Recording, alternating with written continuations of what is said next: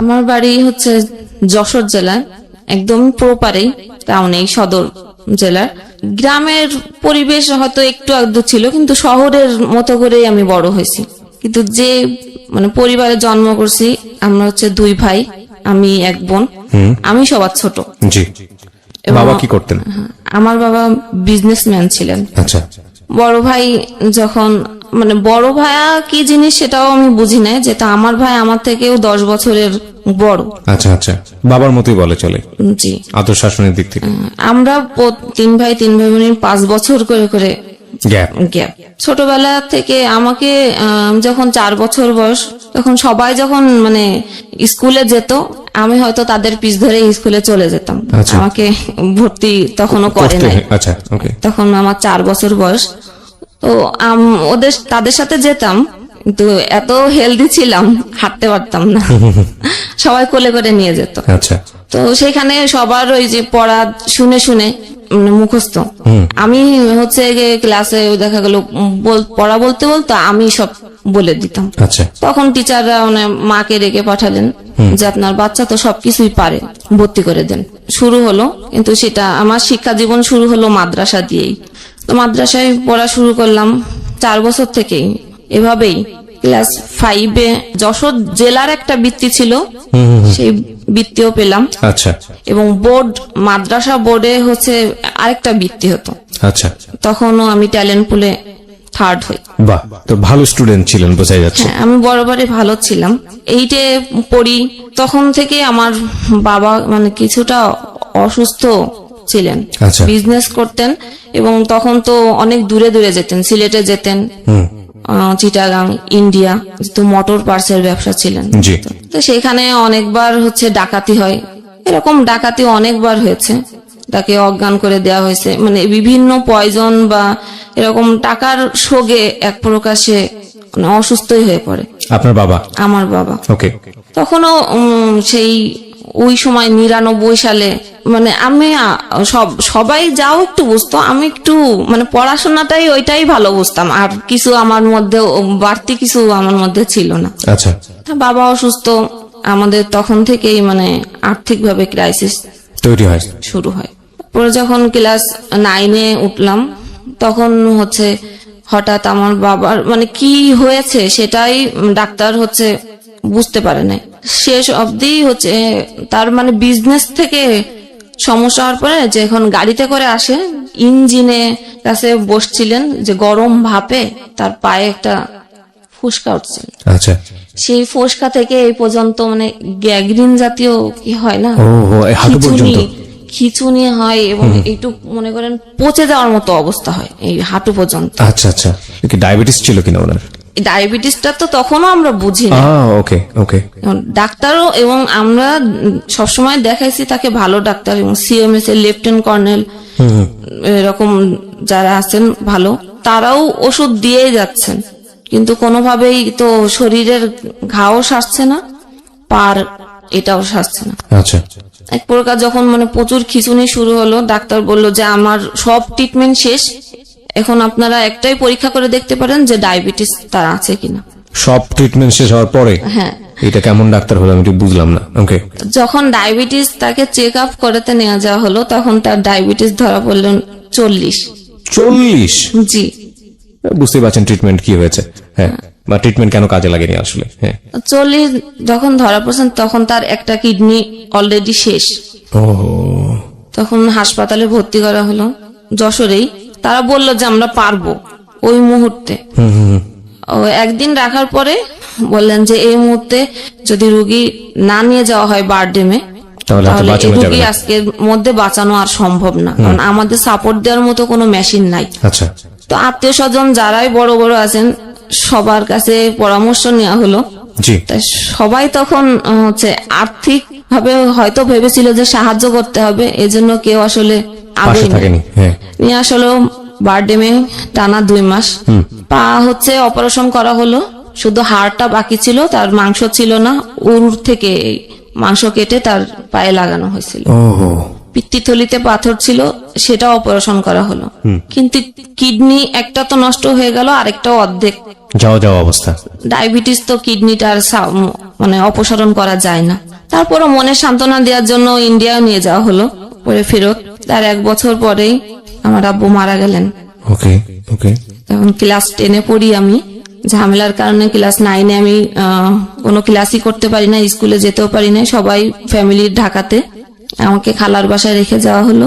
তারপরে যখন আব্বু মারা গেলেন, এরপরে হচ্ছে আমার আম্মু হচ্ছে মানসিক ভাবে একটু ভেঙে পড়েন।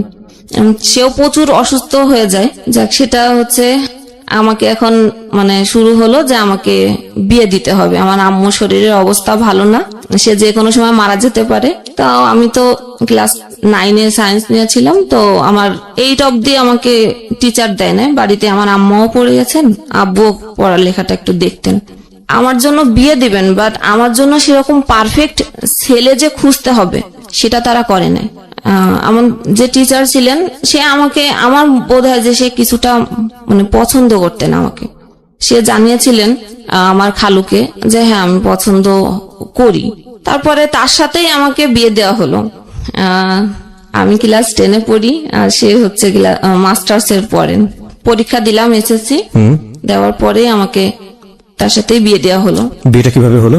ঘরোয়া আনুষ্ঠানিক, মানে তাদের বাড়ি থেকে কিছু লোক আসলেন, আমাদের বাড়ির এই আমাদের ফ্যামিলি এলাকার লোক। ছেলেটা কি করতো ওই সময়টাতে? বেকার মাস্টার্স পড়ে, রানিং মাস্টার্স পড়ছে। তো এরকম একটা ছেলে আপনাকে বিয়ে করলোই বা কেন, আমি ঠিক বুঝলাম না। আত্মীয় সম্পর্ক ছিল না, সে আমার টিচার ছিলেন। ওকে। হ্যাঁ, আমার বাসায় আমাকে পড়াতে আসতেন, প্রাইভেট টিউটর। সেই প্রস্তাব দিয়েছিল? জি। অদ্ভুত। এই বিয়েটার পেছনের মূল কারণটা আসলে কি ছিল, কি বলবো আমরা? আচ্ছা, আমাদের যশোর শহরে বাড়ি। হ্যাঁ। যশোরের থেকে যারা আঞ্চলিক অঞ্চলে থাকে তারা হয়তো ভাবে যে যশোর শহরে যারা থাকে তারা অনেক বড় লোক। আচ্ছা। আমাদের থেকে তারা একটু নিচে বলতে তাদের ফ্যামিলিতে কেউ শিক্ষিত নাই, সেই শুধুমাত্র মানে শিক্ষিত। হয়তো ভেবেছিল যে এক বাবার এক মেয়ে, বাবা বিজনেস করতেন, অনেক কিছু রেখে গেছে, পাবো কিছু, সেটাই আশা করে হয়তো সে মানে বিয়েটা করেছে। আচ্ছা। কারণ সে আমার চেহারাও খুব ভালো দেখে নাই, যে জন্য যে আমি মানে ছোট থেকেই এই পর্যন্ত দাখিল পর্যন্ত মাদ্রাসায় আমি বোরকা পড়তাম। তার সামনে পড়তে বসলেও আমি ক্লাস 6-এর থেকে বোরকা পড়তাম, এবং আমি আর কোনো ছেলে মানুষের ওইভাবে মুখ মানে দেখতো না, বাড়ির থেকে বেরোতাম না। এবং যখন টিচারের সামনে পড়তে বসতাম, প্রাইভেট টিউটরের সামনে, সেখানেও বোরকা পরে মুখ ঢেকেই পড়তে বসতাম। আচ্ছা। সবাতে সে আমার শুধু হয়তো চোখটাই দেখতে পেত। আচ্ছা। তার মনের ধারণাতে যে আমি অনেক সুন্দরী, সেই হিসেবে হয়তো মানে সে কখনো দেখেইনি বিয়ের আগে? আমাকে দিয়ে দেখে নাই, আগে চেহারা দেখে নাই। আচ্ছা আচ্ছা। এবং আমার ফ্যামিলিতে আমার মা হচ্ছে খুবই মনে করেন যে ইসলামী মাইন্ডের, রক্ষণশীল মহিলা যেটাকে বলে। আমাদের বাড়িতে আগে থেকেও টিভি ছিল না, এখন অবধি পর্যন্ত টিভি আমাদের বাড়িতে ঢোকে নাই। তার ধারণা টিভি দেখলে খারাপ হয়ে যায়। ওকে ওকে। এবং গান টানও সে শোনা পছন্দ করে না। যাই হোক, আমি যখন ক্লাস 5-এ পড়ি, আমার বড় ভাই তখন ঢাকাতে চলে আসছেন। আচ্ছা। সে চলে আসছিলেন, তার কোনো খোঁজ খবর নেই। পরে আমি যখন ক্লাস 8-এ পড়ি তখন জানতে পেরেছিলাম যে ভাইয়া বিয়ে করছে ঢাকাতে। ফ্যামিলি চলতো কিভাবে তাহলে? যে বাবার বিজনেস, আর আমার আম্মা ঘরে টিউশনই করতেন, এইটা দিয়েই সংসার চলতো। জি।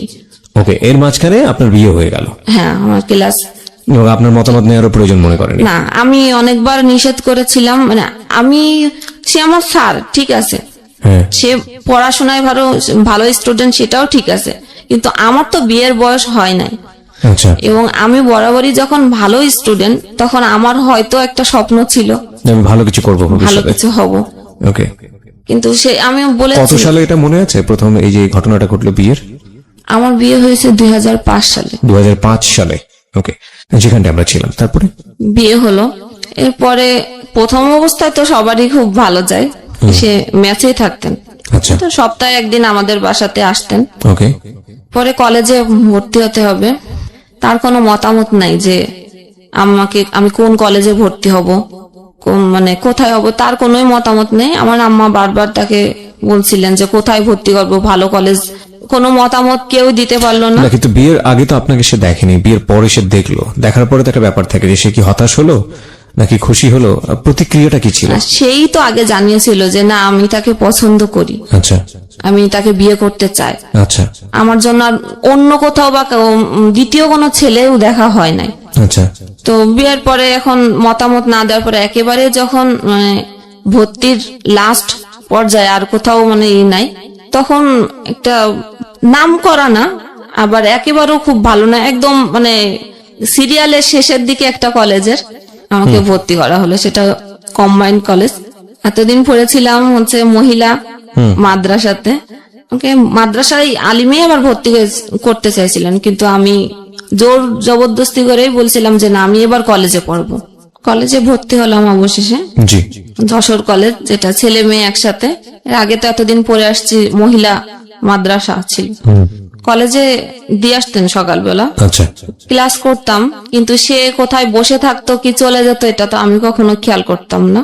আচ্ছা, বসে থাকতো, যেহেতু ছেলে মেয়ে কলেজ একসাথে ক্লাস করতে গেলে সবার সাথে কথা বলতেই হয়, ওইটা সে দূরের থেকে অনেক সময় থেকে ফলো করতো।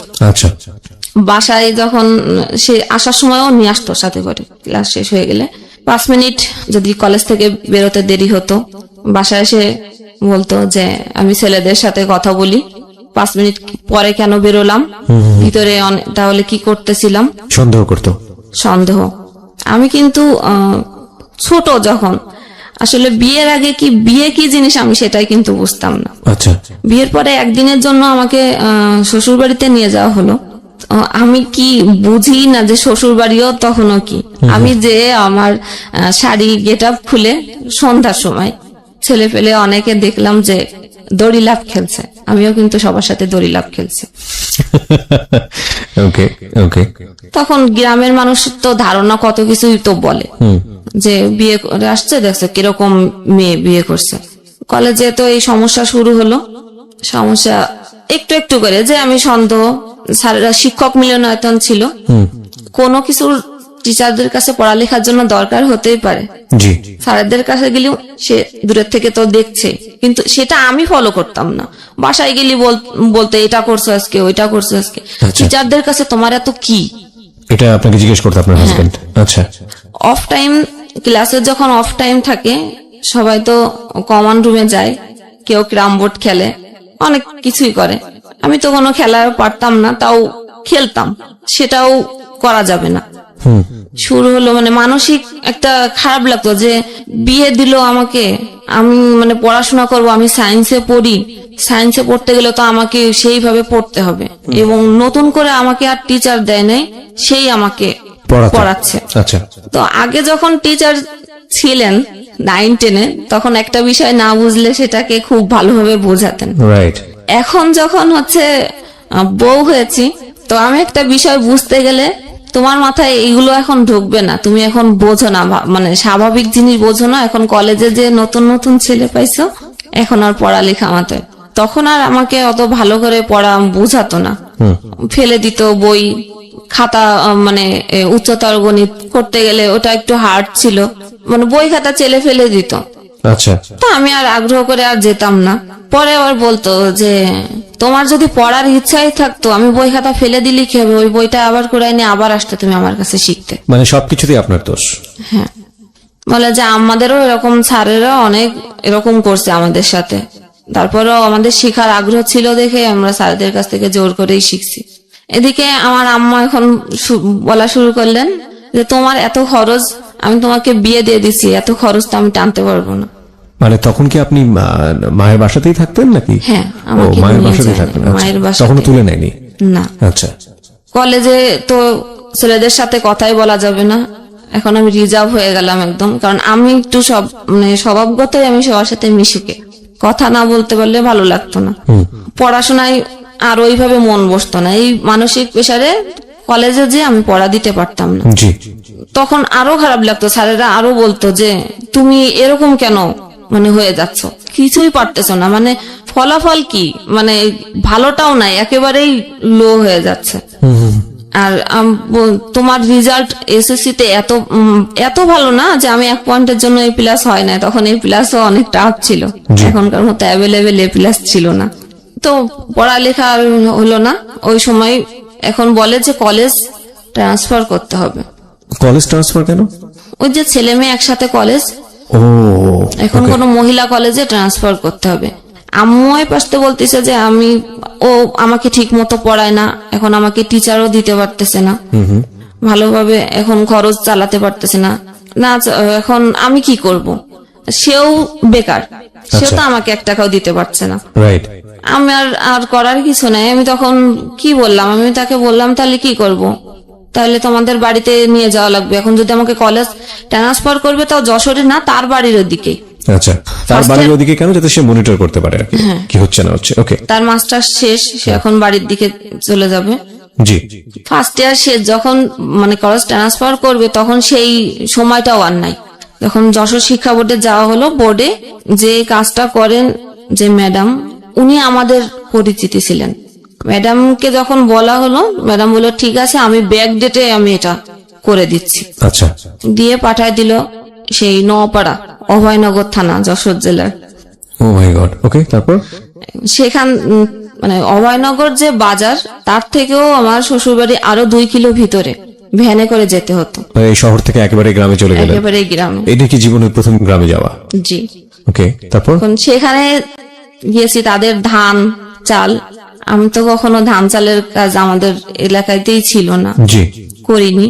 তো ওখানে যে আমাকে এখন বলা হলো যে আমাকে সব কাজ করতে হবে, এবং পড়ালেখাটা তখন আসে চাইছে না, নামে মাত্র সে ওইখান থেকে আমাদের বাড়ি থেকে দূরে সরাই নিয়ে আসছে, যাতে সে হচ্ছে মেনটেন্স করতে পারে তার মতো করে।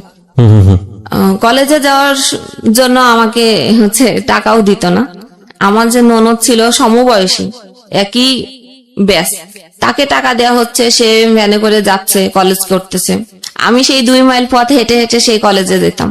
আচ্ছা, সকাল 6টায় হচ্ছে ফিজিক্স কেমিস্ট্রি স্যারদের সকালে ব্যাচ থাকতো, ব্যাচ শেষ করে 10টায় ক্লাস করে আবার বিকেলে আরো 2টা সাবজেক্ট পড়ে বিকেল 4টায় আসতাম। আসার পরও খাবার নাই, সকালে যেতাম না খেয়ে, বিকালে এসেও বলতো যার খাবার সে রান্না করে খাবে, কারোর জন্য রান্না রেডি করা নাই। ও কি করতো? ও তখন হচ্ছে একটা ইন্স্যুরেন্স কোম্পানিতে মানে ছোটখাটো একটা মানে হাত খরচ চলে এরকম একটা কাজ করে। আচ্ছা, তখনও কোনো চাকরি পায় না সে। আচ্ছা আচ্ছা। সেও সকালে চলে যেত, ট্রেনে করে চলে যেত। সেটা ছিল আরেকটা থানা, ঝিগরগাছা। আমাদের ছিল তো সদর থানা। জি। সে ট্রেনে চলে যেত, সে আসতো রাত্রে 9টা বেজে যেত, সারাদিনই না খাওয়া। তারপরে এসে ধানের কাজও আমি করতাম, মেশিনে যে ধান মাড়ায় পা দিয়ে, মেশিনে মানে ধান ছুটানোর যে মেশিনটা আছে। ওকে, বুঝতে পেরেছি। এটাকে মাড়াই করা বলে। মাড়াই করে বলে, আচ্ছা, রাইট। তো ওই কাজ করে রাত্রে হচ্ছে মানে ফ্রেশ হয়ে আর খেতাম না, যেহেতু রান্না করে আমাকে খেতে হবে সবার জন্য, ওই ইচ্ছা আর হতো না। আর ওই রকম সারাদিন পরে এসে পড়ালেখারও আর শরীর তো ক্লান্ত, কোনোভাবেই মনোযোগ আসতো না, খুব স্বাভাবিক। আর সে যে রাত্রে আসতো, তার খাবার তার মা হচ্ছে রেডি করে রাখতেন, সে এসে ঘরেই খেতেন, সবাই শুয়ে পড়তো। সে যখন আসতো, গ্রাম তো 8টা-9টার দিকে সবাই শুয়ে পড়ে, রাইট। সে এসে খেত, কিন্তু সে একবারও আমাকে মুখের কথা জিজ্ঞেস করতো না যে আমি আসলে খেয়েছি কিনা। ও মাই গড, এটা কিভাবে হয়? এভাবে গেল 2nd ইয়ার। পড়ালেখা তো হচ্ছে না, কারণ সায়েন্সের সাবজেক্ট পড়তে গেলে অনেক পড়া লাগে, অনেক ভিতরে কোনো কিছু না জানলে আমি তো লেখার মতো কোনো পরিস্থিতি নাই। টেস্ট পরীক্ষা হলো, টেস্টে ফেল করলাম, কোনোভাবে পরীক্ষা দিতে দিবে না। তারপরেও মানে জোর করে এই স্যারদের বলে যে আমার তো এই পজিশন, এই অবস্থা, আমি এরকম একটা সিচুয়েশনের মধ্যে এখন আমি কি করব, রাজি করানো। আর আমার তো খেতেই পেতাম না, তার বাদেও তার বাবা আমাকে বলতো যে আমার ছেলে তো চাকরি করে না, তোমাকে খেতে দিব, এই খরচটা কেন, কে তোমাকে যে নিয়ে আসছে সে তোমার খরচ দিবে, নাই তোমার বাবার বাড়ির থেকে তোমার খরচ দিবে। আচ্ছা, এই যে 3 মাস ধরে রইছো, এই 3 মাসের যে খরচ আর খাবার খরচ তোমার মাকে বলবা যে দিয়ে যেতে। তো আমার যে নাস্তার যে খাবার, যে বিস্কুট টিস্কুট সকালবেলা, সেটাও কিন্তু আমার মাই দিয়ে যেতেন। তো সেটা খেলেও কথা হতো যে একা একা খায়, দেয় না, কিন্তু না, আমার সামনে সকালে আমার শ্বশুর শাশুড়ি থাকলে আমি তাদের বাটিতে করে দিতাম। গ্রামের মানুষরা আসলে সকালে চা বিস্কুট তো এভাবে খায় না, জি। তারা ওই সকালে উঠে ভাত রান্না করে, 3 বেলায় ভাত খায়। হ্যাঁ, দুপুরবেলা কোনো কাজ থাকে না, তারা দুপুরবেলা এই মাঠের এইগুলো কাজ সারে, আবার যে সন্ধ্যার পরে রান্না করে। রাইট। দুপুরের খাবারটা সাধারণত ওই সকালবেলাতে যে যেটা রান্না হয় ওইটাই ওটাতেই, খায় দুপুরে। মানে তারা কাজ করলে তো 3 বেলা রান্না করলে তো আর সব কাজ করতে সম্ভব না, পারে না। সম্ভব নয়। তখন এগুলো সেও আর কিছু বলতো না যে তারা এরকম করতেছে আমার সাথে, কাজ তো করাই, প্লাস হচ্ছে আমার এত ঘায়ে খেতে খেতে এক সময় হয়তো উত্তর দেওয়া একটু একটু শুরু করতাম। এর আগে আমি এত কথা বলতাম না, যে যা বলে যাচ্ছে মুখ বুঝে আছে, একটু একটু করে রিপ্লাই আসা শুরু করলো। যখন রিপ্লাই করলাম তো একদিন আমার শাশুড়ি আমার ননদ মিলে আমাকে অনেক মারলো। সেখানেও তার কোনো কথা ছিল না। সে যখন আসলো রাত্রে তখন বলল যে তুমি কেন কথা বললে, তুমি কথা বলছো দেখেই পরিস্থিতি এরকম হয়েছে, তোমার কথা বলার কোনো দরকার ছিল না, তুমি বউ, তোমার গলা কেন উঠবে। তারপরে পরীক্ষা দিলাম, টেস্টে তো ফেল করলাম, পরীক্ষা ইন্টার পরীক্ষাও হচ্ছে গিয়ে দিতে গেলাম তাদের বাড়ি থেকেই না খেয়ে। ফিজিক্স পরীক্ষা ছিল যেদিন, আমি হচ্ছে 3 দিন না খাওয়া। আচ্ছা, বোর্ড পরীক্ষা। আচ্ছা, তো পরীক্ষার হলে যাওয়ার পরে প্রশ্ন হাতে নিয়ে আমার আর সেন্স ছিল না, ওহো, আমি লিখবো কি, মানে অ্যাটেন্ড হয়েছে আর পরীক্ষায় দিনে পরে পরীক্ষা দেওয়ার পরে তো ফেলই আসছে, মানে ফিজিক্স আর কেমিস্ট্রিতে আমার ফেল আসছে, সব সাবজেক্টেই হয়েছে মানে ভালো না, 3 পয়েন্ট পাস কোন রকম, 45 করে মার্ক। তার মানে আপনি ফাইনালি এসএসসি পরীক্ষায় ফেল করলেন, তাই কি? এটা কি পরীক্ষা ছিল? এটা ইন্টার এইচএসসি। ও, এইচএসসি ছিল, তার মানে আপনি ইন্টার পরীক্ষায় ফেল করলেন। আমরা বিরতি নিব, আরেকটা প্রিয় শ্রোতা, ছোট্ট একটা বিরতি। গল্পটা কিন্তু কেবল শুরু হয়েছে, হ্যাঁ, এবং ঘাত প্রতিঘাত আছে, বিভিন্ন বাঁক আছে। এই বাঁকের দাঁড়ায় কোথায় গিয়ে সেটা আসলে অচিন্তনীয়, এবং সবসময় আমরা যে কথাটা বলি, জীবন নাটকের চেয়েও নাটকীয়, অনুমান করা যায় না আসলে গল্পটা কোথায় গিয়ে দাঁড়াবে। হ্যাঁ, ফেল করলেন আপনি এইচএসসি পরীক্ষায়। যখন পরীক্ষা শেষ হয়ে গেল তখন তো আমার তাদের কথা মতো আমাকে তো বাড়ি চলে আসতে হবে, বাবার বাড়ি। যেদিন আসবো মানে আমাকে একবারে দিয়ে যাচ্ছে। কেন? মানে আপনাকে নিয়ে আমাকে বলে নাই যে আমাকে দিয়ে যাচ্ছে সে একবারে, মানে তাদের বাড়িতে আমাকে নিয়ে বিভিন্ন অশান্তি। এবং তার মা এটা বলেছিল যে আমার মেয়ে যতদিন বিয়ে না হবে, আমার যে সমবয়সী যে মানে ননদ ছিলেন, ততদিন আমি ওই বাড়িতে আসতে পারবো না। ওকে, আমি থাকতে পারবো না। মানে আপনার ননদের বিয়ে হওয়ার পরে আপনার যেতে হবে ওখানে?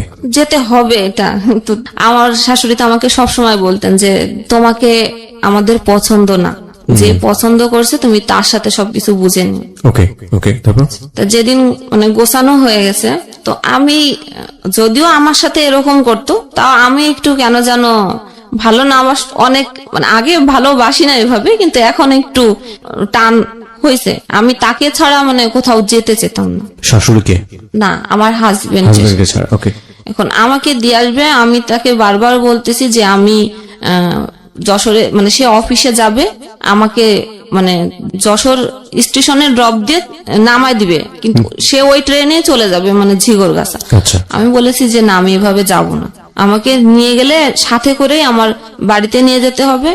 আর আমি তো জানি না যে আমি যে কয়দিন থাকি তুমি হচ্ছে মানে ঝিগরগাছা থেকে যশোর কাছে, যশোর থুয়ে তারপরে অভয়নগর, তা আমাদের এখানে অনেক কিছুদিন থাকো, তারপর আবার একবারে চলে যাব।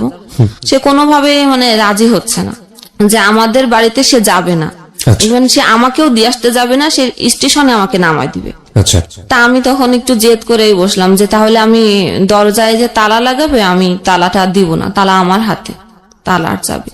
তখন মানে সে আমাকে মানে মারে, মানে আমি রাগের শেষে তালাটা আমি চেলে দিছিলাম, ছুঁড়ে দেওয়ার পরে তালাটা যে তার কপালে লাগে, কপালে লাগলে এখান থেকে মনে করেন ব্লাড বের হয়। এখানে একটু ব্লাড বের, তো সে তো বাড়ির মানে পরিস্থিতি তো গ্রামের, মনে করেন আশেপাশের বাড়িতে যারা আছে মানে সবাই চলে আসছে চিল্লাচিল্লিতে যে বউ মাথা ফেটে ফেলেছে। হ্যাঁ, আচ্ছা, পরিস্থিতি এতই খারাপ। তখন ফোন দিছে আমার বাড়ি থেকে আমার আম্মাকে যে আপনার মেয়েকে এসে নিয়ে যান, আমি আপনার মেয়েকে দিয়ে আসতেও পারবো না, কিছু করতে পারবো না। তা আমার আম্মা তখন নাকি অনেক জ্বর ছিল, সে আসতে পারবে, বলছে যে আমার তো উঠার মতো পরিস্থিতি নাই, তাহলে তুমি বাজারে নিয়ে যে একটু বাসেই উঠাই দাও। আচ্ছা, বলছে না আমি সেটাও পারবো না, আপনাকে এইখানে এসে নিয়ে যাওয়া লাগবে। তারপরে হচ্ছে মানে কি বলবো, আমার তো তখন কথা ওইভাবে বেরোতে আছে, তার বোন, তার মা, আশেপাশের লোকজন, মানে সবাই মনে করেন আমাকে একেবারে তুলাধোনা যেটাকে বলে। আমি তখন হচ্ছে যখন বেশি কথা বলা শুরু করলাম, তখন আমি বোরখা পরা ছিলাম, বোরখার যে ইস্কাফের ওড়না, তখন সে আমাকে ওই ওড়না দিয়ে গাছের সাথে বেঁধে রাখলো। আপনার হাজবেন্ড? হ্যাঁ। এরপরে আমার এত সিরিয়াস অবস্থা শুরু করলো, আমার মা আসতে ওই অসুস্থ অবস্থায় বাধ্য হলো। তা আমার আম্মা এসে একটা কথাও সে বলে নাই যে কি হয়েছে বা কেন হলো, কি জন্য হলো, সে কোনো কথাই বলে নাই। আমার ব্যাগ গোছানো ছিল, এসে আমার আম্মাও ব্যাগটা নিয়ে বলতেছে যে চল। আর কিছুই তাকেও বলে নাই তার, কিন্তু তারা তো সেই চিল্লাচিল্লি করতেছে, আমার মা কোনো কথা বলতে চায় নাই। যাওয়ার সময় তাহলে বলতেছে যে আমার বাড়ির থেকে ফার্নিচার দিয়েছিল, ওই তোষক বালিশ এইগুলো চেলে ফেলে ফেলাই দিচ্ছে যে এইগুলোও নিয়ে যান, কিছুই লাগবে না। আমার কোনো কথা না বলে শুধু বই খাতাগুলো বস্তার মধ্যে ভরে নিয়ে চলে আসলেন। এরপরে আসি যশোরে, আমার সাথে টোটাল আর 7 মাস কোনো যোগাযোগ নেই। ইন দ্য মিন টাইম কি মা আপনাকে জিজ্ঞেস করেছে যে কি হয়েছে কিনা বা কোনো সমস্যা? হ্যাঁ, জিজ্ঞেস করছে যে এরকম কথা কাটাকাটি হয়েছে, বা আমি তাকে সাথে নিয়ে আসতে চাইছি, আসতে চাই না দেখে আমি তালাটা আসলে ওকে মারার উদ্দেশ্য দিই নাই, আমি রাগ করে দিয়েছিলাম যে কপালে লেগে গেছে। বাড়ি আসলাম, কোনো যোগাযোগ নাই।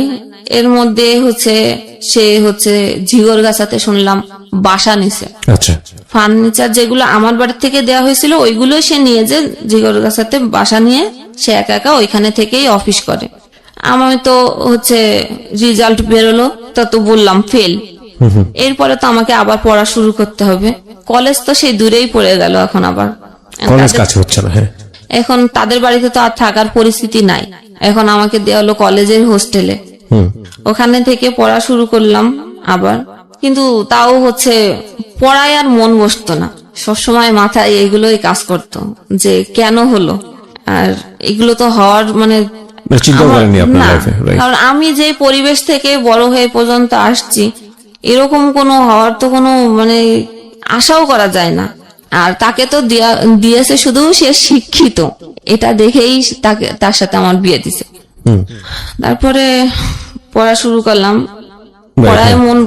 পড়ায় যখন মন বসতো না, তখন আমার এই অবস্থা, খোঁজ নিত না টোটাল। তখন আমার আম্মা ওই যে বললাম যে একটু হুজুরি মন মানসিকতা, তো সে একজন হুজুরকে দেখাইছিলেন যে আমার মেয়ের তো এরকম সংসারের এই অবস্থা, তা কোনো ব্যবস্থা করা যায় কিনা। তো তারা দেখে দেখে বললেন যে এটা তার শ্বশুর বাড়ির থেকে এরকম জাদু টোনা করে না, এরকম কিছু করছে, এই কারণে তার রাখবে না দেখে এগুলা করছে যাতে সংসার না হয়। ঠিক আছে, পড়লাম। এখন হোস্টেল থেকে বাইরে বেরোলেই ওদের এলাকার লোকজন যখন দেখতো, তখনই এই ফোন দিয়ে রাস্তায় করে বেড়াচ্ছে, কিন্তু কিছুই করতাম না। পরীক্ষা দিলাম, তার মধ্যে আমি তার সাথে এই সময়টাতে কোনো যোগাযোগ নেই হাজবেন্ডের সঙ্গে? যোগাযোগ নাই, যখন বাড়িতে থাকাকালীন যোগাযোগ নেই। যখন হোস্টেলে দেওয়া হলো, তারপরে আমি আমার রুমে যে মেয়ে ছিল তার কাছ থেকে ফোন নিয়ে আমি তার সাথে যোগাযোগ করেছিলাম। যোগাযোগ করে আমি যোগাযোগটা কেন করলেন? কেন জানি মনে পড়তেছিল, ওকে খুব মিস করছিলেন। হ্যাঁ, ওকে। 7 মাস পর সে কিন্তু কখনো যোগাযোগ করে নাই। তখন কিন্তু আমাদের বাড়িতে ফোন আছে, আমার ভাইয়ের ফোন আছে। রাইট। তো এই 7 মাস জীবনের কি মনে হচ্ছিল, সবচেয়ে কঠিন সময় ওইখানে? না, কঠিন মনে হতো না, এই জন্য যখন আমি মনে করতাম তখন আমার ওই কষ্টের স্মৃতিগুলো সামনে যখন ভেসে উঠতো, তখন ভাবতাম যে না থাক, ও আমার সাথে এটা করছে, আমি কেন ফোন দিব। এটা ভেবে ভেবেই 7 মাস পার হয়ে গেছে যে আমি আর ফোন দিব না, দেখি তার আমাকে দরকার কিনা। ওকে। তারপরে আমি যোগাযোগ করে একদিন ঝিগরগাছায় যাই। সে যে বাসা নিয়ে থাকে ওই বাসাতেই, তখন ছিল রোজার সময়। ওকে। তো আমি বরাবরই কখনো রোজা ভাঙি না, সবসময় রোজা রাখি আমি পুরোটাই। সেও রোজা রাখে, কিন্তু নামাজ পড়ে না, একক তো রোজা রাখে। তো ইফতারি আনছে, বলছে যে আমাকে দেখে বলতেছে তুমি ভাইবো না যে তুমি আসতো দেখে আমি এত ইফতারি আনছি, আমি বরাবরই আমার নিজের জন্যই এতটুকুই আনি। জিনিসটা আমার খারাপ লাগছিল যে আমি এটা তো আনছে, আমি হয়তো ভাবছি যে আমার জন্য আনছে, এটা তো বলার দরকার ছিল না, তাহলে আমি কিছুই বুঝতাম না। এটা যখন আমাকে বলছে তখন আমার একটু খারাপ লাগছে যে আমি এত মাস পরে আসলাম, তার ইফতারি নিয়ে কমান্ড এটা। তারপরে আমার বাড়ি থেকে জানতো না যে আমি তার কাছে আসছি, কারণ বাড়ির থেকে সম্পূর্ণই নিষেধ ছিল যে তার সাথে যোগাযোগ না করার। যখন হোস্টেল থেকে বাসায় ফোন দিল যে ও কি বাড়িতে গেছে, তখন তো বললো যে না, বাড়িতে আসে নাই। তখন আইডিয়া করলো যে ওর ওখানে যেতে পারি, তাছাড়া তো আর কোথাও যাওয়ার জায়গা নেই। আমার ভাইয়া তাকে হচ্ছে গিয়ে ফোন দিয়ে তাকে অনেক মানে রাপই করে যে আমার বোনকে না বলে কেন নিয়ে গেছিস, দিয়ে যা। পরে সে আমাকে ওই স্টেশনেই নামাই দিল, সে আর দিয়ে আসলো না। আবার গেলাম বাড়ি। এই যোগাযোগ হওয়ার পরে আমি তার সাথে তাকে এবার দেখার জন্য আকুল হয়ে থাকতাম বাড়িতে বসে, যে না আমি ওর কাছে যাবই। এই যাওয়াটা কতদিন পরে? 7 মাস 7 পরে। মাস পরে। এবং সেটা শুধুই আপনার নিজের ইচ্ছা, ও কোনো না, যোগাযোগ করেনি? ওর যোগাযোগ এবং আপনার করেনি। ভালো লাগা থেকে মানে ওর প্রতি একটা মায়া বা ভালোবাসা তৈরি হয়েছে সেখান থেকে? সেখান থেকে। তারপরে পরে যে বললাম, রোজার সময় গেলাম, ইফতারি আনার পরে আমাকে যে এটা বলল যে এটা তুমি না থাকলেও আমার নিজের জন্য এতটুকুই, তুমি আসছো দেখে যে তোমার জন্য যে বেশি কিছু নিয়ে আসছি এটা কিন্তু না। ওটা শোনার পরে আমার একটু মানে মনের আঘাতই লেগেছিল যে আমি 7 মাস পরে আসছি, তার ভিতরে কোনো খুশি বা কি। এগুলো তো বলার দরকার নেই, তাই না? সাধারণ মানুষকে আপ্যায়ন করলেও তো যেভাবে করা উচিত সেখানে এই ধরনের কথা বলা আমার উচিত। কথা হলো যে তুমি যদি আমার জন্য নাও এনে থাকতা তাও তো এটা বলার দরকার ছিল না। তারপরে আমার বাড়ি থেকে জানতো না, আমি তার না জানাই চুরি করে আসছিলাম তার কাছে, কারণ আমার বাড়ির থেকে নিষেধ ছিল। আবার বাড়িতে গেলাম, তারপর ওইখান থেকে আবার হোস্টেলে চলে যাওয়া হলো। হোস্টেলে ওইভাবেই স্বাভাবিক চলতেছিল। এখন তার সাথে টুকটাক মানে কথা হয়, ওই রুমমেটের মোবাইলে ফোন করে, ওইখান থেকেই মানে কথা বলি। ওই সময়টাতে কি বলছিলেন, মানে আবার নতুন করে একসাথে সংসার শুরু করবেন? হ্যাঁ, তার মধ্যে যে তার কথা হলো যে বাবা মাই হচ্ছে আমাদের দুইজনের মধ্যে বড় ফ্যাক্ট। তোমার মাও একটা ফ্যাক্ট আর আমার মা বাবাও একটা ফ্যাক্ট। আমরা তো দুইজনের জায়গা থেকে ঠিকই আছি। আর আমি তোমার সাথে যা কিছু করেছি আমার বাবা মায়ের জন্য আমি তোমাকে কিছু করতে পারি নাই, কারণ তাদেরকে অখুশি করব কিভাবে। এই কারণে আমি সবসময় নীরবতা পালন করতাম, ভাবতাম যে হয়তো এটাও হতে পারে। তারপরে হচ্ছে সে চাকরি পেল ইউনিয়ন পরিষদ সচিব। আচ্ছা। সেখানে তার প্রথম পোস্টিং হলো যশোরের মনিরামপুর থানা। আচ্ছা। সেখানে সে বাসা নিল। আমি তো হোস্টেলেই আছি, আমাকে বলল যে এরকম আমি বাসা নিচ্ছি, আমার বাসায় এসে দেখে যেও। আচ্ছা ঠিক আছে, একদিন যাব। আমাকে ঠিকানা দিল যে এরকম এরকম। তো একদিন সকাল বেলায় আমি মানে বৃহস্পতিবার হলে সবাই বাড়ি চলে যেত, তা আমিও বৃহস্পতিবার বাড়ির নাম বলে আমি রওনা দিয়েছি। অভয়নগর থেকে ওইখান থেকে ভিতরের থেকে মনিরামপুর যাওয়ার অনেক কাছে। আমি ভোরবেলা যে হাজির হলাম, সেই ঠিকানা মতো নক করলাম, দেখলাম সে ঘুমের থেকে উঠছে। তো বললো যে আসতো তো থাকো, থাকতে বলছে। আমি একবারেই থেকে গেছি যে আপনি একটা সুযোগ চাচ্ছিলেন যে কোনো ভাবে ওর সঙ্গে থাকা। যেহেতু আমার বাড়ি থেকে যে বারবার বলতেছে যে তোমার খরচ, পড়ালেখার খরচ তো কে বেয়ার করবে, এখন সে চাকরি পাইছে, তাকে বলো। থাকলাম সেইখানে। সেই যে মানে আমাকে আনার আগে যে ফোনে যেই কথা, যে যতটুকু ভালোভাবে যে আমরা আবার এক হবো, বা যেই ভালো যে আমাদের কোনো আমরাই ঠিক আছি, বাবা মার ফ্যাক্ট ছিল, কোনো সমস্যা না। থাকলাম সেই পুরনো এগুলো আবার নতুন করে আবার শুরু হলো। এর মধ্যে আমার তো ইন্টার পরীক্ষা সেকেন্ড টাইম দিব। সেকেন্ড টাইম আমি আমার মতোই পড়েছি, তার কাছে হেল্প নিয়ে নাই। ওই যা আগে পড়া ছিল সেটা নিজে নিজে পড়েছি। ওখান পড়ার পরে আমি পরীক্ষা ওর ওইখান থেকেই আমি ওই অভয়নগর যে পরীক্ষা দিতাম। 2টা পরীক্ষা দিয়ে ওখানে থাকলাম। সেই একই অবস্থা, টর্চার, মারধর। তারপরে একদিন আমাকে কি মনে হলো যে শবে বরাত, চলো শবে বরাতে একা একা নামাজ পড়বা, তোমাকে দিয়ে আসি যশোরে হচ্ছে খুব ভালোভাবে এত মিষ্টি করে যে দিয়ে আসলো আমাকে। আমের সময় ছিল, আম টাম কিনে দিল। ওই যে দেওয়ার পরে আর কোনো যোগাযোগ না। আমাকে বললো যে তুমি হচ্ছে সুজির বরফি বানাও, আমি সন্ধ্যার সময় আসবো। সেই সন্ধ্যা আর হয় নাই, সে আর আসলো না। তাকে ফোন করা হলো, যে কোনোভাবেই বললো যে না আমি যাব না তোমাদের বাড়িতে, গেলে তোমার মা এসেই বলে আমি যাব না, তুমি এখানেই থাকো, আমার বাসায় আসার দরকার নেই। সে বলছে সে সকালে দিয়ে আসছে। ওইটা বলার পরে আমি ওই সময় বলার পরে আমি তখনই আবার বাসে উঠে চলে গেছি এখানে। সে অফিস থেকে ফিরে এসে দেখে আমি বাসায়। কি ব্যাপার, তোমার না বললাম যে তুমি আসবা না এখানে, তোমার রেখে আসলাম, তুমি কেন আসলে? এই আবার শুরু হলো। তারপরে আমার মাকে একদিন ডেকে নিয়ে আসলো, আমার মাও এসে আমাকে নিয়ে যেতে পারে নাই, আমি যাই নাই। তারপরে হচ্ছে আমি মানে এমন সিচুয়েশন তৈরি করলো যে আমি একাই মানে চলে গেলাম বাড়িতে। যাওয়ার পরেও আমার আম্মা দেখলো যে না, আমি মানসিক ভাবেই মানে খুব তখন হচ্ছে আমার খাওয়া দাওয়া বন্ধ হয়ে গেল, গলায় খুব ব্যথা। কি হয়েছে, ডাক্তারের কাছে নিয়ে গেল, ডাক্তার বলল যে গলায় ইনফেকশন হয়েছে, ওষুধ দিল, কিছুতেই যায় না, পানি ছাড়া আর কিছুই খেতে পারি না। এত অবস্থাই হলো, তাকে বারবার বলা হলো, সে আসলোও না, দেখতেও আসলো না, খোঁজও নিল না। না নেওয়ার পরে এখন অবস্থা করুণের দিকে যাওয়ার পরে আমার কাকা হচ্ছে আসলেন, সে একজনের একটা হুজুরির কাছে নিয়ে গেলেন। নেওয়ার পরে ওইখানে অনেক টাকা পয়সা নিছে। নেওয়ার পরে উনি ওইখানে দেখে টেকে আয়না ভারণ দেয়, দেখে উনি বললেন যে আমার শ্বশুর বাড়ির থেকে আমাকে গলায় বান মারা হয়েছে, যে আমি যাতে মানে মারা যায়। কি বললো এটা? ওই কবিরাজ। আচ্ছা, এখন এই বানটা কে মেরেছে? আমার শ্বশুর বাড়ি, শাশুড়ি, ননদ, আমার হাজবেন্ড, মানে সবাই বলছে যে সবাই একসাথে কাজটা করছে। আর ও হচ্ছে সংসার করতে চায় না, ওর হচ্ছে গিয়ে অনেক কিছু নেওয়ার আশা ছিল, ও সেটা পায় নাই দেখে ও আমার সাথে এরকম আচরণ করছে। এটা ওই কবিরাজ বললো।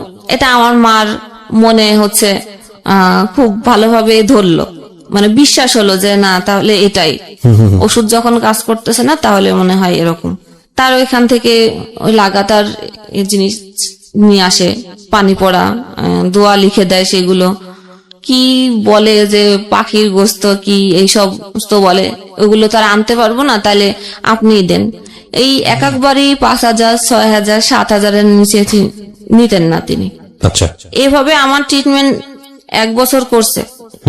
তারপরে বললো যে আপনার মেয়ে মেন্টালি ভাবে ভালো নাই, আর ও যেতে চাইলো, আর আপনার ওইখানে যেতে দিয়েন না। এখন যখন মানে একটু বলতাম যে আমি যাব ওইখানে, আমি কেন আমার সাথে এটা করলো, আমি এটা শুনবই করবো, আমি ওইখানে যাবই, তখন ওই যে বলছে যে আর যেতে দিয়েন না। আমি যখন জোর করলাম তখন আমাকে বাড়ি থেকে শিকল দিয়ে বেঁধে রাখা হলো, মানে আমাকে যেতে দিবে না, কোনোভাবে যদি আমি চলে যাই। এই কারণে এরকম তার কাছ থেকে ট্রিটমেন্ট করতে হতে 1 লাখ টাকা খরচ করছে আমার মা। এই তাবিজ যে রিসে গেল, রেজাল্ট বেরোলো, গড়ে মিলে হচ্ছে বি গ্রেড, মানে 3 এরকম। এ মাইনাস আর হলো না, এ মাইনাস এক্সপেক্ট করেছিলাম যে হতে পারে, তারপরে হলো না। এরপরে হচ্ছে ফ্যামিলি থেকে বললো যে তোমার তো এখানে আর যাওয়া যাবে না, তুমি হচ্ছে একে ডিভোর্স করে দাও। আমি কোনোভাবে ডিভোর্স করতে রাজি হইনি। তারপরও বারবার আমার মা বললো যে এখানে তোমার তাবিজ করতেছে, মেরে ফেলবে, তুমি মরে যাবা, তার থেকে ভালো তুমি ডিভোর্স করে দাও। আমি ডিভোর্স করতেই চাই না। তারপরে জোর জবরদস্তি করে তাদের ফ্যামিলি থেকে ডাকা হলো, তারা আসলো অনেকে। আর আমার ছোট ভাই চাকরি করতেন একটা পত্রিকাতে, সেইখানেও হচ্ছে সবাইকে ডেকে তাদের কোনো কথা বলার স্কোপ দেওয়া হলো না। ডাইরেক্টই আমাদের বাড়ি থেকে কথা যে আমরা আর মেয়ে দিব না, সবকিছু রেডি করা আছে, কাগজপত্র সিগনেচার হয়ে যাক। তো হয়ে গেল, আমি আমার মতে করে ফেললাম। করার পরে আমি বাড়িতে হচ্ছে খুব মানে মানসিক ভাবে ভেঙে ফেললাম, এতটাই আমি মানসিক ভাবে হয়ে গেলাম যে আমি আম্মাকেও ঠিক মতো ভালোভাবে চিনতে পারতেছিলাম না। এরপরে নিয়ে যাওয়া হলো যে মানসিক ভাবে যখন চিনতে পারতেছি না, কাউকে ভালো মতো কথা বলতে পারতেছি না, ডাক্তারের কাছে মানে মেন্টালি যে ডাক্তার থাকে, পাবনার ডাক্তার, যেটা হেমায়তপুর থেকে আসতেন যশোরে, সেখানে দেখানো হলো। ডাক্তার সেখানে ট্রিটমেন্টের মধ্যে কি ওষুধ দিতেন জানি না, শুধু ওষুধ খেয়ে ঘুমই হতো, ঘুমাই থাকতাম। তারপরে আস্তে আস্তে যখন ঘুমের ওষুধটাও এক প্রকার, 100 সময় মনে হতো যে এটা না খেলে আমার ঘুম হচ্ছে না, ওটা নেশার মতো হয়ে গেল। তখন আমি আমার নিজের থেকে আমি এটা বাদ দেওয়ার চেষ্টা করলাম, কিন্তু আমি বাদ দেওয়ার চেষ্টা করলে আমার মানে বাসার থেকে জোর করে খাওয়াই দেওয়া হতো যে না, ও ঘুমায় থাকো। এরপরে ভাবা শুরু করলাম যে কি করা যায়, নিজেকে তো আর এইভাবে বসায় রাখলে তো হবে না। আমি যদি এই 2টা সার্টিফিকেট নিয়ে, আমার ব্যাকগ্রাউন্ড এটা হলো, আমার ডিভোর্স হয়ে গেল, এটা নিয়ে আমি এখন কোথায় যাব? এমনিতেই আমাকে পড়ার খরচ দিতেই চায় না, কোনো রকম শেষ করলাম। যেখানে এক্সপেক্ট ছিল যে ইন্টার শেষ করে আমি মেডিকেলে একটা চান্স নিব, যেটা আমার বান্ধবীরা সবাই হচ্ছে মেডিকেলে চান্স পেয়েছে, সেখানে ফার্স্ট টাইম ওরা চান্স পেয়েছে, আমি সেকেন্ড টাইম ওদের পিছে পড়ে গেলাম। সেটা আমি হয়তো পাবো, কিন্তু রেজাল্ট ভালো না থাকার কারণে আমার আর সেটা সুযোগ হলো না। তখন ভর্তি পরীক্ষার জন্য ট্রাই করা শুরু করলাম, আর নিজেকে এন্টারটেইনমেন্ট দেওয়ার জন্য বাড়িতে তো টিভি ছিল না, ওখানে যশোরে শুধু এফএম শোনা যেত, 2টা স্টেশন। এন্টারটেইনমেন্টের জন্য আমি রেডিও এফএম শুনতাম, ওকে, গান শুনতাম। আমার ফ্যামিলি থেকে তো এটা নিষিদ্ধ ছিল, অনেক হেডফোন কেটে কেটে ফেলে দেওয়া হয়েছে। আমি এমন একটা অ্যাডিক্টেড হয়ে গেছিলাম এফএম এর প্রতি যে আমি ঘুমাইতেও এই কানে সবসময় থাকতো। কানে থাক। আচ্ছা মোহনা, তারপর? এরপরে ভর্তি পরীক্ষা দিলাম বিভিন্ন ভার্সিটিতে। আলটিমেটলি আমার জগন্নাথ ভার্সিটিতে চান্স হলো, কিন্তু বাড়ির থেকে কোনোভাবে আমাকে দিল না ভর্তি করে। আচ্ছা, না দেওয়ার পরে আমি কবিরাজি ট্রিটমেন্ট চলছে এদিকে? হ্যাঁ চলছে এগুলোর প্রতি আমি বিরক্ত ছিলাম, কিন্তু উপায় ছিল না, যেহেতু পানি খাবো, সেই পানির মধ্যে হয়তো মিশাই দিয়ে রাখতো। আচ্ছা, খাবারের মধ্যে। এটার মূল কারণটা কি ছিল? যে আমাকে যে কিছু একটা করা হয়েছে উল্টাপাল্টা, সে কারণে তোমাকে আর আমি এত কিছু আমার সাথে করার পরেও আমি তার প্রতি অ্যাডিক্টেড কেন, আমি বারবার কেন তার কাছে ছুটে যাই। তোমরা তো চাচ্ছিলে এক হতে, আলটিমেটলি ও চাচ্ছিল নাকি তুমি চাচ্ছিলে শুধু? তার কথা হলো যে সে কেন ডিভোর্স দিবে, সে কখনোই মুখ থেকে এটা বলবে না, তাহলে তো তার অনেক টাকা দেওয়া লাগবে। তারা আসছিল, কিন্তু আমাদের ঈশ্বর থেকে তাদের কোনো স্কোপ দেওয়া হয় নাই। আচ্ছা আচ্ছা, না দেওয়ার কারণে মিউচুয়াল যে সামনাসামনি। আমার প্রশ্নটা হচ্ছে যে আকর্ষণের জায়গাটা কি শুধু তোমার জায়গাটা থেকে ছিল নাকি তারও ছিল? তুমি যে তার কাছে বারবার যাচ্ছ? না, আমারই ছিল, একদম সলো তোমারই, একতরফা। এই কারণে তোমার ফ্যামিলি ট্রিটমেন্ট করাচ্ছে, কবিরাজি ট্রিটমেন্ট, তোমার কিছু একটা করেছে যে কারণে তোমার এই আজকে অবস্থা। ওকে, হ্যাঁ বলো। আমি সবসময় এক্সপেক্ট করতাম যে আমার মা আমাকে অনেক ভালোবাসবে, তার কাছ থেকে আমি অনেক আদর স্নেহ পাবো, তার কাছ থেকে আমি মানসিক ভাবে ইন্সপায়ার হব সে আমাকে। কিন্তু আমার মায়ের কাছ থেকে আমি এটা কোনোভাবেই পেতাম না। তখন আমার মধ্যে আরো অন্যরকম কাজ করা শুরু করলো। আমাকে আমার লাইফে এত কিছু হয়ে গেল, এখন তো আমি আরো বেশি এক্সপেক্ট করি যে আমাকে বেশি আদর করবে, বেশি কিছু দিবে, কিন্তু আমি সেটা আর পাচ্ছি না তার কাছ। আম্মুই তো আমাকে বারবার বললো যে এরকম পরিস্থিতি থেকে বেরোনো, তুমি ডিভোর্স দিয়ে দাও। এখন এই পরিস্থিতি যশোর দক্ষিণবঙ্গের আমাদের ওইখানে বড় মাইকেল মধুসূদন বিশ্ববিদ্যালয় কলেজ, সেখানে চান্স পেলাম কেমিস্ট্রিতে। দিকে ডাক্তার যখন পাবনার ডাক্তার দেখাইছিলেন, উনি বলছিলেন যে তুমি আর মাথায় ব্রেনকে চাপ নিবা না, আর কোনো পড়াশোনা টোটালি বিরত থাকো, পড়াশোনা এখন আর করো না। কিন্তু আমি পড়ালেখার জন্য নিজেকে তৈরি করতেছি যে না, আমাকে এর মধ্যে থেকে বেরোতে হবে, তাই আমাকে পড়তে হবে। সে যে কলেজে পড়তো আমি ওই কলেজেই ভর্তি হয়েছি। মানে আপনার এক্স হাজবেন্ড যে কলেজে পড়তো? যে কলেজে সে এতদিন পড়ালেখা করেছে, আমি সেই কলেজেই ভর্তি হলাম। তো কলেজে আমি যেতে পারতাম না। আমি তখন ফোন, এরপরে আমাকে ফোন দিছে ফার্স্ট ইয়ারে থাকতে, ওই ফোন নম্বরটা ছিল। এমন কোনো জায়গা নেই যে আমার ফোন নম্বরটা সে ছড়ায় নাই, এমন কোনো লোক নাই যে আমাকে আমি নতুন কলেজে, আমি কলেজের ফার্স্ট গেট থেকে ঢুকলে পিছন থেকে ব্যাক সাউন্ড শুনতাম খারাপ, আজেবাজে কথা বলতো। হ্যাঁ, একসময় প্রথম গেট থেকে ঢোকাই বাদ দিয়ে দিলাম, পিছনের গেটের থেকে ঢুকতাম, পিছনের গেট থেকে ক্লাস করে বেরোয় যেতাম। টিউশনি শুরু করলাম, পড়তেছিলাম। এখন এদের কথার প্রেসার, বাড়ির প্রেসার, আর কলেজের বাইরে রোডে ঘাটে এত প্রেসার, এবং ফোনে মানুষের এত টর্চারিং।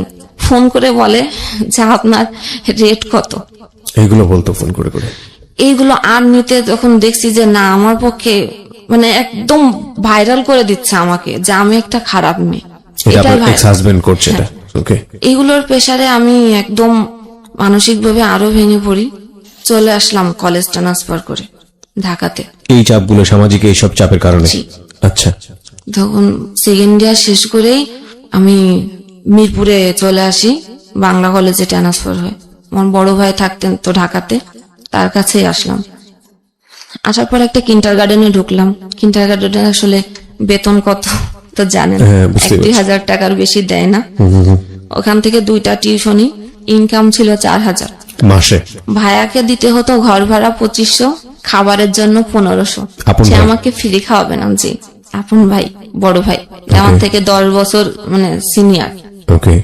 কদিন পরে শুরু হলো যে ভাবির দিক থেকে আমার জন্য খরচ বেশি হয়ে যায়, খাওয়াতে পারবে না, এখানে এটা করে কেন তোমার বোন, ওখানে ওটা। আমাকে ডিরেক্টলি বলে না, আমার ভাবির সাথে আমার কোনো তর্ক হয় নাই, কিন্তু ভাইয়ের সঙ্গে হচ্ছে। ভাইয়ের সাথে বলে। ভাই আবার ওইটা ফোন দিয়ে আম্মাকে বলে, আম্মা ফোন করে আমাকে কথা ঘুরে আমার কাছে আসে। আচ্ছা আচ্ছা। আমার কথা হলো যে আমি তো অবুঝ না, আমি তো বুঝি, আমাকে বলো যে এটা এই সমস্যা, তুমি এটা এভাবে করো না, এটা এইভাবে করো, শেষ। এত ডাইভার্ট করে এসে কথা। একসময় ভাবি একদিন দেখি কান্না করতেছে বিকেল বেলা। কি হয়েছে ভাবি তোমার? কিছুই বলে না। রাত্রে এসে মানে ভাইয়ার সাথে সেই গ্যাঞ্জাম। পরে আম্মু আমাকে ফোন দিয়ে বলে যে তুমি আলাদা হয়ে যাও। কেন, কি হলো? যে তোমাকে খাওয়াতে পারবে না, তোমার ভাইয়ের সংসারে অশান্তি হচ্ছে তোমার জন্য। আচ্ছা আচ্ছা। ঠিক আছে। আমাকে বই কেনার জন্য আমার খালাতো ভাই আমাকে টাকা দিয়েছিলেন 2000। তো আমি আর বই না কিনে ওই সময় হাড়ি পাতিল চাল টাল যা লাগে ওইগুলো কিনে নিয়ে আসছি। ওইগুলো কিনে নিয়ে আসার পরে সে সন্ধ্যের সময় আসলো, রোজা, সেদিন সেকেন্ড রোজা। ভাইয়া সন্ধ্যের সময় আলাদা হয়ে গেলাম একদিন, সে একদিনে কোনো খোঁজ নিল না, তার রুমের সাথেই রুম, খোঁজ নিল না যে আমার বোন যে আলাদা হয়ে গেল, সে কি রান্না করলো, কি খেলো, কোনো কথা নেই। সন্ধ্যের সময় এসে বলতেছে যে আমাকে টাকা দে। আমি টাকা দিব মানে আমি টাকা কোথায় পাবো? সে আমাকে ওই টাকা চাওয়ার জন্য যে কথা বললাম, সে আমাকে এত মারলো। ছোট ভাই? আমার বড় ভাই, যে যে তার সাথে খায়। তো ঘরে আলনা ছিল, আলনা ভেঙে ওই কাঠ দিয়েই আমাকে মারলো। এই কানে এমন একটা থাবা মারলো যে কানের পর্দাই ফেটে গেছে। ও আর কি বলতেছে এরপরে আমি আর কিছুই শুনতে পাচ্ছি না, কারণ এক কান তো বন্ধ হয়ে যায়, আরেক কানও বন্ধ হয়ে গেছে, দুই কানে আর কিছু শুনতে পারতেছি না। ও তো আমাকে মারতেছেই। আমি মানে একদম মানে শুনতে না পারলে আমি কি রিয়াক্ট করব? আমি আর রিয়াক্ট করতে পারছি না। মারটা খেলাম। ঘর যেভাবে মানে টাকা খোঁজার জন্য একটা মানুষের ঘরে ডাকাতি করলে ঘরের যে অবস্থা করে, ও সে অবস্থা করছে ঘর। আচ্ছা। এবার ছোট ভাই তো তারাবি পড়তে গেছে, ও এসে দেখে যে ঘরের এই অবস্থা। কি হয়েছে? বললাম টাকা চাইছে, আমি দিইনি দেখে আমার সাথে এই বিহেভ। পরে আম্মাকে ফোন দিল। আম্মা আসলেন ঢাকা থেকে, এই যশোর থেকে ঢাকায় আসলেন, কিন্তু আম্মা কোনো রিয়াক্ট আর করলেন না যে কেন করলো এই। ডাক্তার তখন দেখলাম কানের থেকে ব্লিডিং হচ্ছে। ব্লিডিং হওয়ার পরে বুঝলাম যে আমি কেন শুনতে পাচ্ছি না। এরপরে ডাক্তার দেখালাম পিজিতে। কান দেখে বলেছিল যে আর মানে পর্দা জোড়া লাগবে না, কিন্তু লেগে গেছে কোনো কারণে। ওখান থেকে এবার আমাদের বলা হলো যে বাসা চেঞ্জ করে চলে যেতে। তা আমার এক কলিগ আমাকে বাসা দিলেন, বললো যে মেয়ে কলিগ, ওনার বাসায় বললো ছোট একটা রুম আছে, তুমি আমার বাসাতেই থাকো, সমস্যা নেই। থাকলাম এখানে। এবার ওইখান থেকে চাকরিও চেঞ্জ করে আমি মিরপুরেই চলে আসলাম, দারুসালাম থানার এদিকে চাকরি। এখানেও আরেকটা স্কুলেই আসলাম। 4th ইয়ার পরীক্ষা শেষ হলো। তো আম্মু বললো যে অনেকদিন তো থাকছিস, আয়। মানে আমার মার কথা হলো যে আমি মা, আমি সন্তানের মানে ভালোর জন্য করতেছি, যা করতেছি এটাই রাইট, তোমার কথা বলার কোনো স্কোপ নেই, বা আমার যে কি ইচ্ছা এরকম কোনো ইচ্ছা প্রকাশ করার মতো জায়গা নাই। আচ্ছা। তখন আবার সেই একই ওই রকম নোংরা কথা টুকটাক বলেই। আমি ওই নোংরা কথাগুলো আমি কখনো মানে করতে পারি না। ওই যাওয়ার পরে একই অবস্থা। এরপরে আমার একদিন রাগ হলো, আমি তাকে বলেই বসলাম যে আমার যে ডিভোর্স হলো, আমাকে তো কিছু টাকা দিয়েছিল, মানে কাবিনের যে টাকা। এখন তো যখন আমি এই কথাটা বলি তখন 2013 সাল, আমার ডিভোর্স হয়েছে 2007 সালে। তা এত বছর আমার টাকা তো আমার মা আমার কাছ থেকে বলেই বলছিল, কিন্তু টাকাটা আমার হাতে দেয় নাই, তাদের কাছে দিছেন।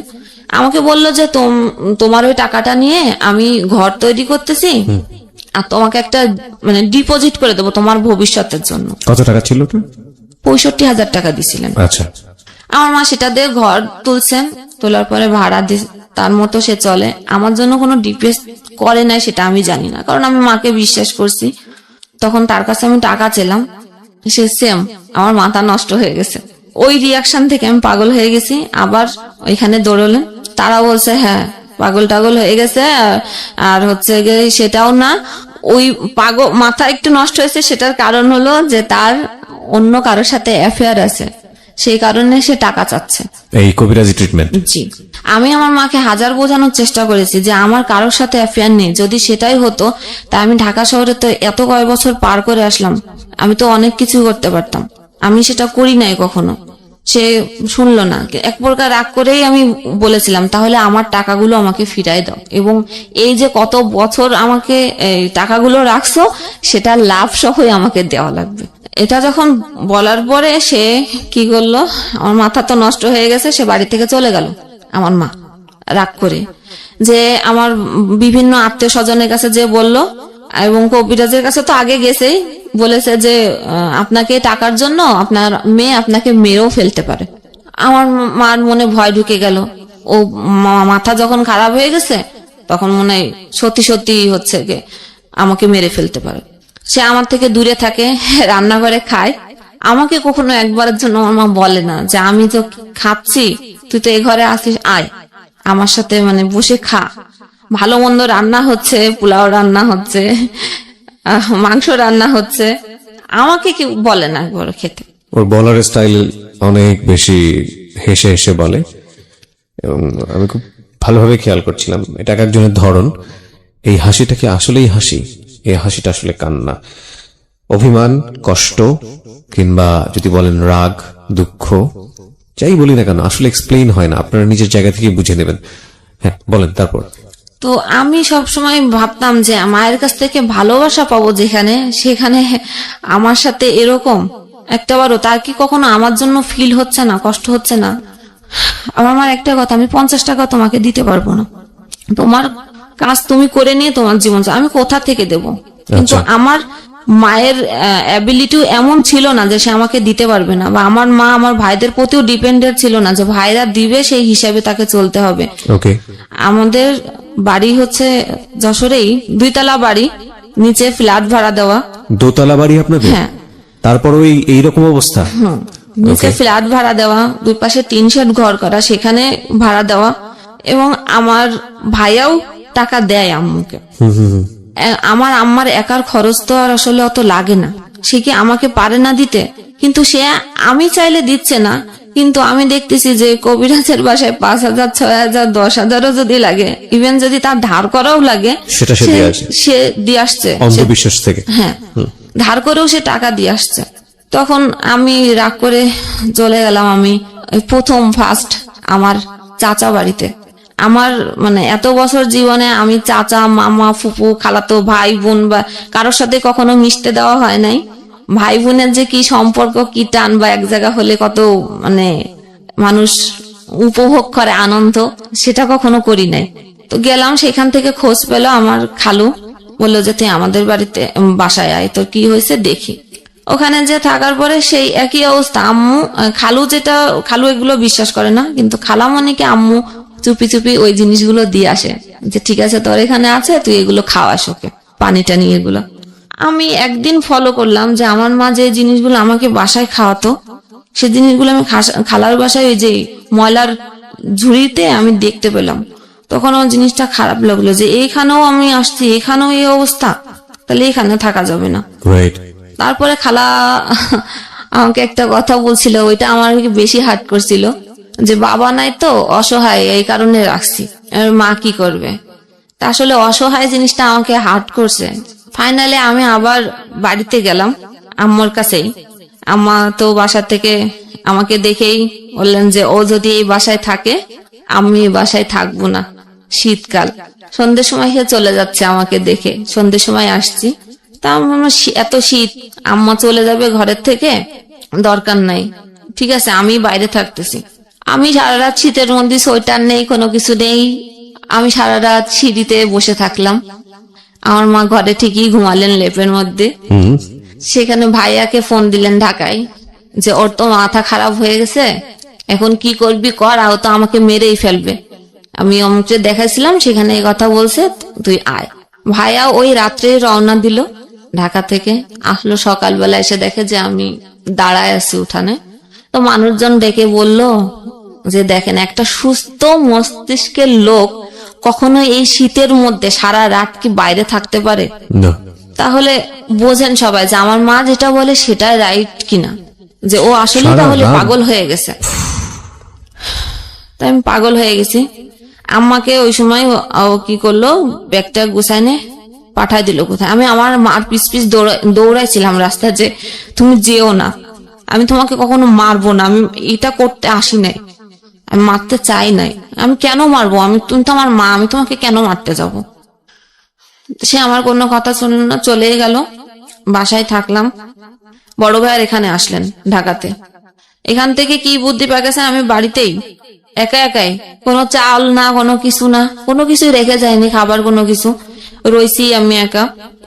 আমার ছোট ভাই আমাকে অনেক মারলো যে তোর জন্য আমার মা এই বাড়িতে থাকতে পারে নাই, তোকে এই বাড়িতে আর থাকতে দিব না। তাহলে আমি কোথায় যাব সেটা জানি না, তুই কোথায় যাবি, কোথায় যে থাকবি, তুই কি খারাপ জায়গাও যদি চলে যাস সেটাও আমাদের দেখার দায়িত্ব না। তারপরে পাশের বাড়ি থেকে একটা ছেলে এসে ও বললো যে থাকবে, ও থাকুক, আপনি মানে কিছু করেন না। আমার কাছ থেকে ফোন ছিল, ফোনও নিয়ে নেওয়া হলো। আমার কাছে একটা টাকা, কিছু টাকা ছিল, সেটাও নিয়ে নিল, গেল। ছোট ভাইয়া চলে গেল আবার ঢাকাতে। ও যে পৌঁছাইছে আর বড় ভাই আবার হয়তো রওনা দিছে, আমি জানি না, যেহেতু আমার কাছে ফোন নাই, কোনো কিছু আমি জানি না। সকাল ভোরবেলা দরজা নক করছে, তারপরে খুলে দেখি যে ভাইয়া, বড় ভাইয়া এসে আমাকে রড দিয়ে অনেক মারলো। লোহার একটা রড ছিল, সারা শরীরে রক্ত জামা। কি আমাকে কেন মারতেছো? তো টাকা চাইছো, একটা ছেলের সাথে সম্পর্ক, প্ল্যান করে আসছি আমি, এগুলো চাকরি টাকরি ছেড়ে দিয়ে প্ল্যান করে বাড়িতে আসছি যে টাকা পয়সা নিয়ে আমি চলে যাব। তা আমি টাকা চাইছি, ভালো কথা, টাকা নিয়ে নেয় না। টাকা মা ছিল না বাসায়, মা চলে গেছে, তুই হচ্ছে টাকা চুরি করছিস। আমি টাকা চুরি করছি, কত টাকা? 50,000 টাকা। আমি চুরি করছি, আমি চুরি করলে আমি ঘরে কেন? রাইট, আমি চুরি করলে তো আমি নিয়ে চলে যেতাম, তাহলে আমি কেন? আমি যদি প্ল্যান করে থাকতাম কারোর সাথেই চলে যেতাম, তাহলে তো আমার উপযুক্ত সময় ছিল যে বাড়িতে কেউ নাই, আমি তো নিয়ে চলে যেতাম।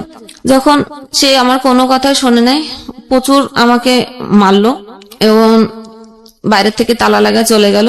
যে আমার আব্বুর একটা ফ্রেন্ড ছিল পাশে, তাকে ডেকে আনার পরে তাকে বললো যে আম্মা বলছে যে ও হচ্ছে ঘরে সোনা গহনা ছিল, সেগুলো চুরি করে পাস করছে, আর 50,000 টাকা ছিল, সে টাকা ও পাস করে দিছে। তা আমি বলছি এটা কে বলছে? বলছে মা বলছে। আমি বলছি আম্মা বলছে?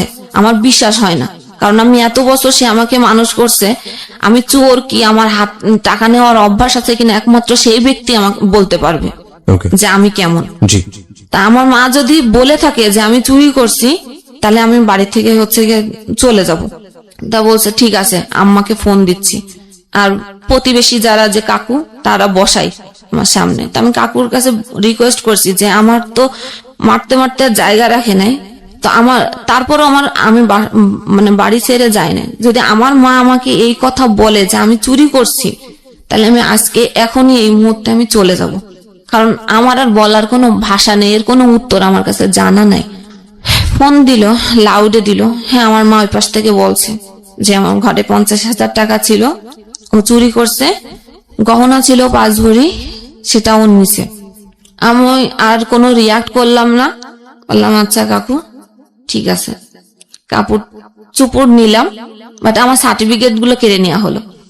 আমার ভাই আমার সার্টিফিকেট গুলো কেড়ে নিল, দিল না।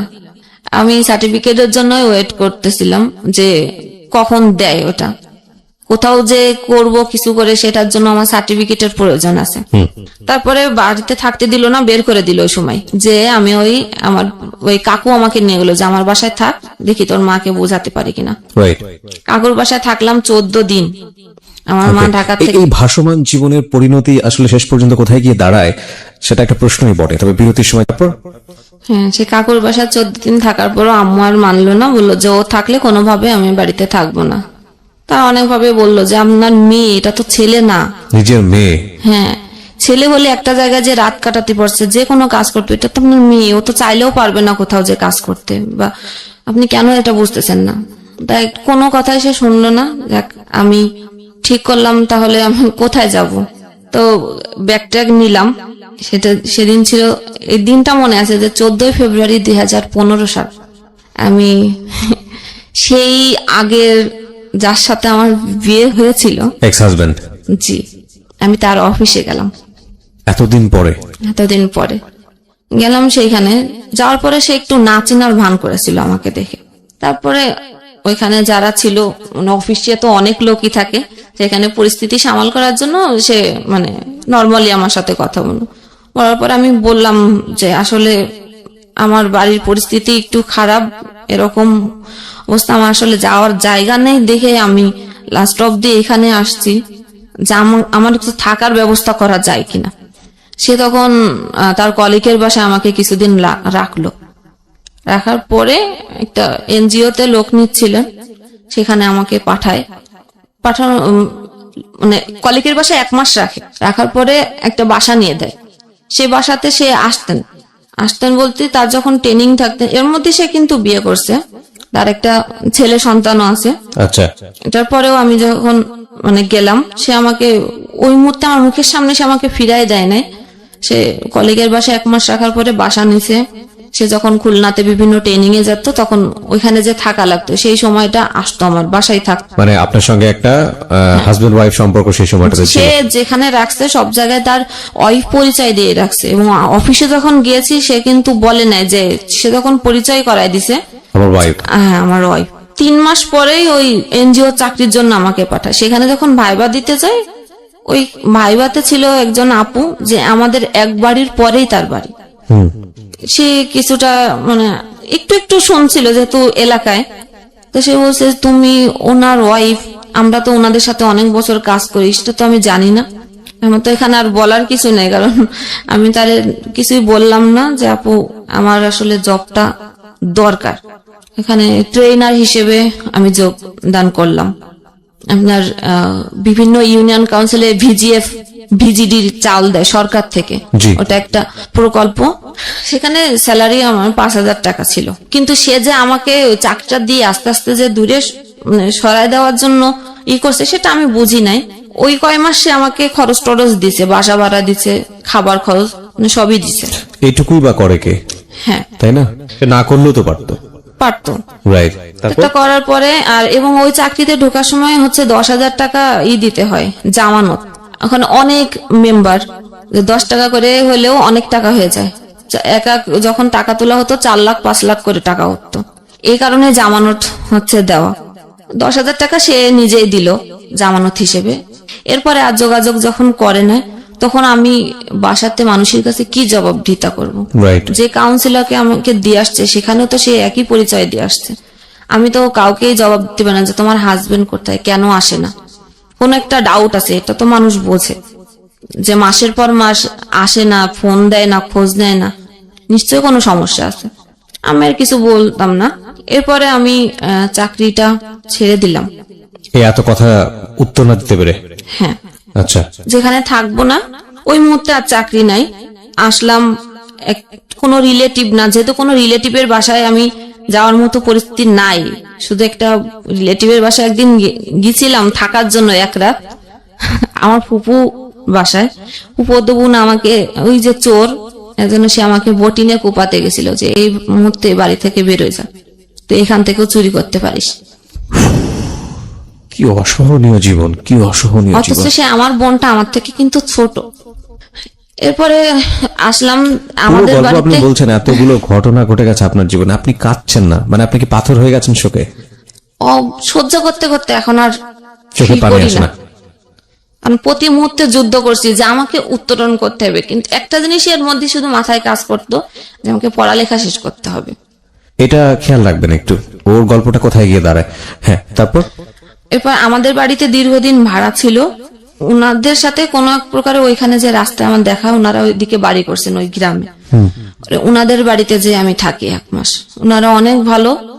1 মাস থাকছি, আমার আম্মার সাথে তাদের প্রতিনিয়ত দেখা হতো, কিন্তু তারা কখনোই কোনো সময় বলে না যে আপনার মেয়ে আমাদের বাড়িতে আছে। বরং তারা আরো জিজ্ঞেস করতো যে ও কেমন আছে, আপনার মেয়ে কোথায়। বলতো ও আছে, ঢাকায় আছে, কিন্তু তারা তো জানতো যে আমার বাসায় আছে। তো আপনার সাথে যোগাযোগ হয় না? বলতো হয়, যে কোনো একটা ভাবে পাশ কাটা যেত। আমার কোনো প্রসঙ্গ আসলে কথা বলতো না। তাদের বাসায় 1 মাস থাকার পরে আমি তখন মোবাইলে ফেসবুক অ্যাকাউন্ট খুলি। আচ্ছা। এর আগে আমার ফেসবুক অ্যাকাউন্ট ছিল না। তো ফেসবুকে ফ্রেন্ড লিস্টে নক করতাম ফ্রেন্ড যারা ছিল, যাদের চিনতাম না জবের জন্য। ফাইনালি একজন আমাকে বলল যে হ্যাঁ জব দিতে পারি, শর্ত আছে। কি শর্ত?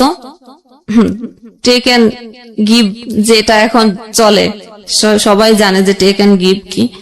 তো আমি সেই মুহূর্তে ভাবলাম যে আমি কখনো এত কষ্ট ফেস করছি, কখনো এইরকম কোন নোংরা জিনিস আমার মাথায় কাজ করে নাই। কিন্তু আমাকে তো জবের এখন দরকার। তখন আমি মানে রাজি হলাম, কিন্তু আমার মনে ছিল যে আমি জবটা নিব, তারপরে আমি তাকে টেকনিক্যালি অ্যাভয়েড করে যাব, এরকম কোনো ইস্যু, মানে আমি তার সাথে 2 নম্বরই করব, এটা এরকম একটা ইচ্ছে। আচ্ছা, ফাইনালি আমি আবার ঢাকায় আসলাম। তো যেদিন আমি মানে ঢাকায় আসছি সবকিছু নিয়ে, আমি ঢাকায় এসে কোথায় থাকবো, কোথায় উঠবো আমি নিজেও জানি না। রাত্রে রওনা দিলাম। অন্য সময় আমাদের ওদিকে হচ্ছে ফেরি পার হতে হয়, নদী ঘাট পার হতে হয়, অনেক জ্যাম থাকে। রাত্রে রওনা দিলে সকালে ফেরিতে ওঠে। ওদিন কোনো জ্যাম নাই, পুরো এসে রাত 2টার সময় নামাই দিছে কলাবাগান। এখন আমি কোথায় যাব? ওখানে মনে হয় সম্ভবত স্কয়ার হাসপাতাল। আমি হাসপাতালেই বসে বসে ভাবতেছি যে এখন আমি কি করব। আমাকে তো যে জবের জন্য আমাকে ডাকছে ওইখানে আমার ইন্টারভিউ দিতে যেতে হবে। ফোন টিপছি আর ভাবছি যে কি করব। ফোন টিপতে টিপতে একটা ভাইয়ার নাম্বার চোখে পড়লো। আমার বান্ধবীর বিয়েতে যে পরিচয় হয়েছিল বরযাত্রীর, ওইখান থেকে আমি তার নাম্বার নিয়েছিলাম, সে আমার নাম্বার জানে না, যে আমি ঢাকায় থাকি, কখনো যদি ঢাকায় যাও দেখা করো, এরকম। ওই নাম্বারে আমি ফোন দিলাম, দিয়ে বললাম যে ভাইয়া আমি তো এরকম ঢাকাতে আসছি, আমার একটু প্রবলেম আছে, আপনি আমাকে একটু থাকার জায়গা ম্যানেজ করে দিবেন, টাকা পয়সা নিয়ে আপনার হেল্প করা লাগবে না, জাস্ট একটু থাকার ব্যবস্থা। সে বললো ঠিক আছে। তখন ভোর ভোর হয়েছে। সে বললো যে আমি আসছি, সে থাকে ফার্ম গেটে। সে রিক্সা নিয়ে আসলো, এসে আমাকে নিয়ে গেল তার বাসাতেই, এটা ব্যাচেলার বাসায়। ব্যাগ রেখে আমি ফ্রেশ ট্রেশ হয়ে আমি গেলাম জবের ইন্টারভিউ দিতে, টেকনিক্যাল। ওখানে যাওয়ার পরে বললো যে আপনি কালকের থেকে জয়েন করেন। আচ্ছা, জবটা হয়ে গেল, যেহেতু যার লিঙ্কে আমি আসছি, ওখানে যে ম্যানেজার ছিলেন ওটা ওনার বন্ধু ছিলেন। তা আমি যথারীতি চাকরি করছি, ওনার সাথে আমি আর দেখা করি না। মানে কন্ডিশন ছিল জব হওয়ার পরে আপনি এই রিলেশনশিপে যাবেন। ওকে, আমি আর দেখা করি না। উনি বারবারই হচ্ছে আমাকে নক করতেই থাকে। এরকম করে প্রায় 6-7 মাস পার হয়ে গেছে জবে। অফিসেও যেতেন, আমার ওই অফিসে এই করতেন। আর এদিকে ওই ভাই আমাকে হোস্টেল ঠিক করে দিলেন, হোস্টেলেই উঠলাম। একদিনের পরিচয়, আমাকে চেনেও না, আমার বাড়ি কোথায় সে জানে না, সে আমাকে হেল্প করলো। হচ্ছে জব ভালোভাবে চলছিল, ওটা প্রেশার দেয়া শুরু করলো। যখন ফোন রিসিভ না শুরু করলাম, তখন আমার ম্যানেজারকে ফোন দিত, ফোন ধরে না কেন। আচ্ছা, ম্যানেজার আমাকে ডেকে জিজ্ঞেস করে তুমি কেন ফোন ধরো না, ওটা না তোমার ভাই? হ্যাঁ আমার ভাই। আমি তো জানি যে সে হচ্ছে কি, কিন্তু তার কাছে প্রকাশ করতে পারতাম না। একদিন বাধ্য হয়ে, আমার ম্যানেজার স্যার খুবই ভালো ছিলেন, যে মেয়েদেরকে যথাযথ সে সম্মান দিতেন। আচ্ছা, তা আমি বললাম যে আসলে উনি আপনার বন্ধু, আমি আপনাকে সত্য কথাই বলি যে এরকম একটা সিচুয়েশনে আমি পড়ছি। এখন সে তো রীতিমতো আমাকে এই করতেছে, এবং আমি যে ঢাকায় আসবো, তিনি আগের থেকে আমার জন্য বাসা ঠিক করেছিলেন, কিন্তু আমি জানি না।